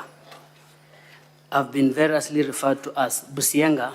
I'll wish to correct the record to reflect Busiega. Thank you. You may proceed, Councillor Busiega. Okay. Kindly introduce yourself. Madam Speaker, Honorable Senate, my name is Dickson Munene Nkanata. I am the CC in charge of Legal Affairs, Public Service Management and Administration in the County Government of Meru. I am also an advocate by profession. Thank you, Mr. Munene. I'll refer to you as such. Starting from where you have stopped, indicate to this Honorable House, you've practiced law for how many years? Madam Speaker, Honorable Senators, this is my 11th year of practice as an advocate. I was admitted in 2014. My personal number is P10507 of 2014. Thank you. Senator Chiradike, what is your intervention?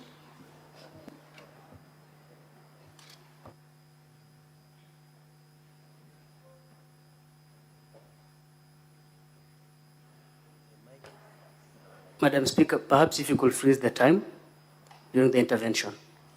Your time is frozen anytime there is an intervention. Can you give the mic to Senator Chiradike? Madam Speaker, understanding 104 on the declaration of interest, I don't know how will this one proceed because Council Busieka and Council Munena and myself were in the same class. So is it in order that the council and the witness should have declared the interest before proceeding so that the House is cognizant of the fact? Senator Chiradike, I believe you must be out of order because many of us were in class with so many other senators and many other people who are appearing. Unless you have special interests like being common shareholders within a company or other interests beyond going to school together.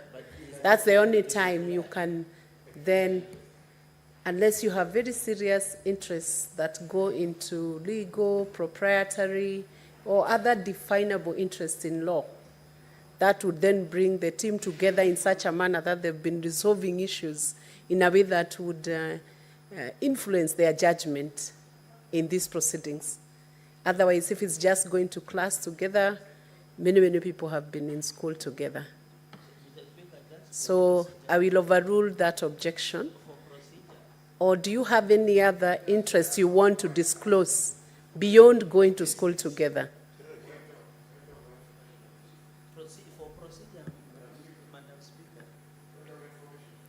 I have overruled just attending the same school or the same class as a common interest that would cause influence on the decision that will be made, unless there is another special interest that then would influence the decision of the senator especially. What is your point of information?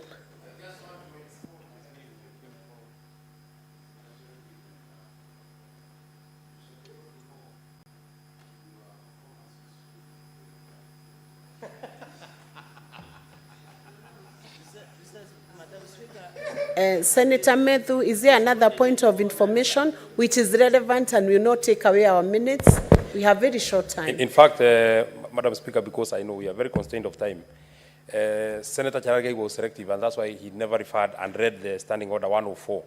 It is very specific that a senator who wishes to speak on any matter in which a senator has pecuniary or proprietary interest shall first declare the interest. So I don't think going to school together is pecuniary or is proprietary, and I don't even think the witness before us is a senator. The Standing Order 104 is for a senator who wishes to speak on a matter.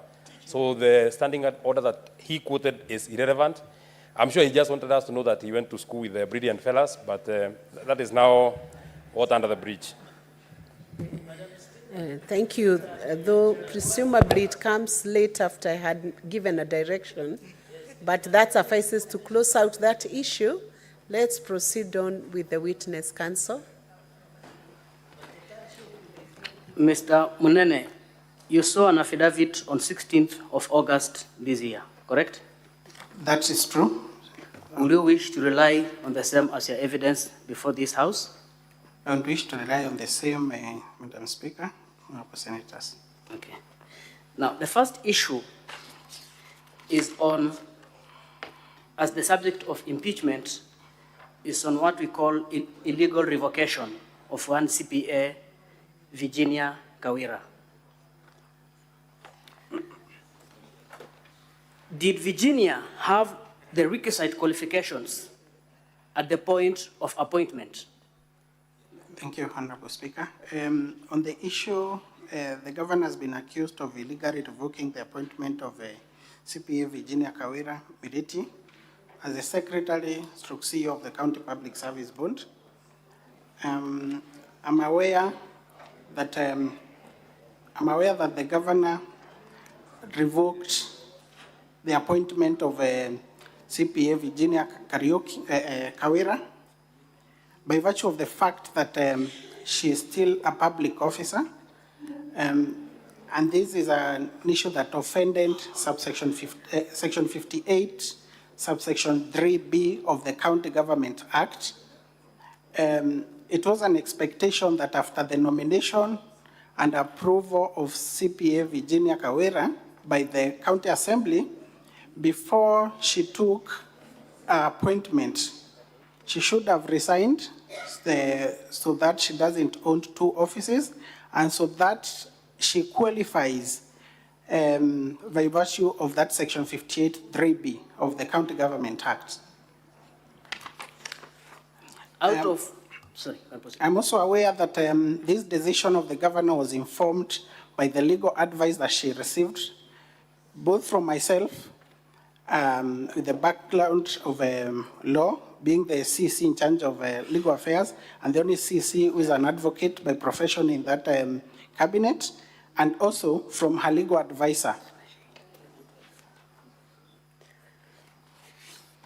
Based on what you've just informed this House, you are aware that the legal advisor was before this House yesterday? Yes, Madam Speaker, I am aware that the legal advisor was before this House yesterday. I'm aware that the legal advisor disowned the internal memo that is which is appearing on page 11 and 12 of the volume 1B of the governor's documents. I'm also aware that the legal advisor, that is the former legal advisor, has since been, employment has since been terminated by the governor.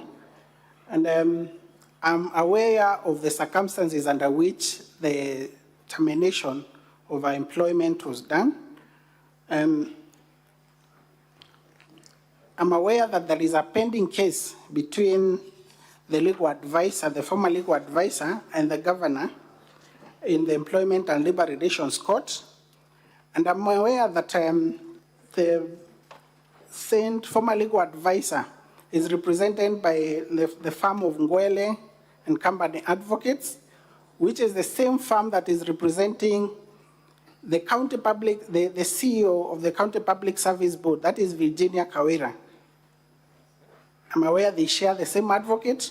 I'm aware that in the documents filed in court by the former legal advisor, the Saint Virginia Kawira appears as the Linda Kiome's witness. So I would not be surprised that Linda Kiome would disown such an advice that she gave while still in office. Thank you. Will you confirm unequivocally whether she ever consulted you or shared with you this letter prior to tendering to Her Excellency the Governor? Yes, I confirm that we discussed the issue. I confirm that she delivered the letter to myself, which I delivered it to the governor. Yes, and I can confirm that thereafter, when the governor did the letter of termination, and the response, there was an advisory from the chairperson of the Meru County Public Service Board in reference to that revocation. Linda Kiome was not available to advise the governor on how to respond to such. I'm aware that we agreed that I look at the documents since we had discussed over this issue, and I advised the governor on how to respond to the response from Julius Kainga Mitu, the County Public Service Board Chair. I'm aware that the governor did this letter between page 13 to that running 13, 14, and 15. Honorable Senators, it's now 1 p.m. and I want first of all to notify the governor's team of their remaining time, which is 1 hour, 55 minutes out of the total time of 2 hours, 40 minutes. This will be reflected in the supplementary order paper that will be printed for the afternoon session.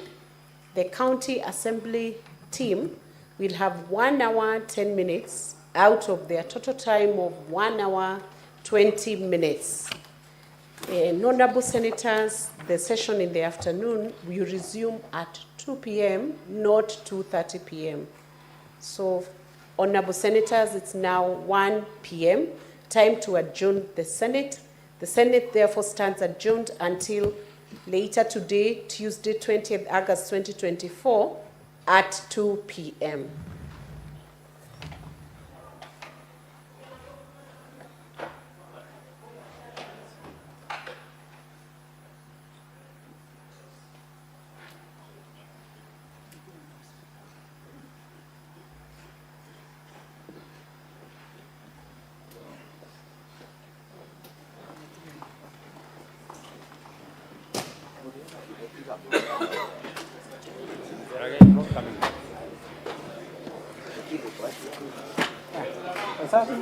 Ninafikiri utanipatia hiyo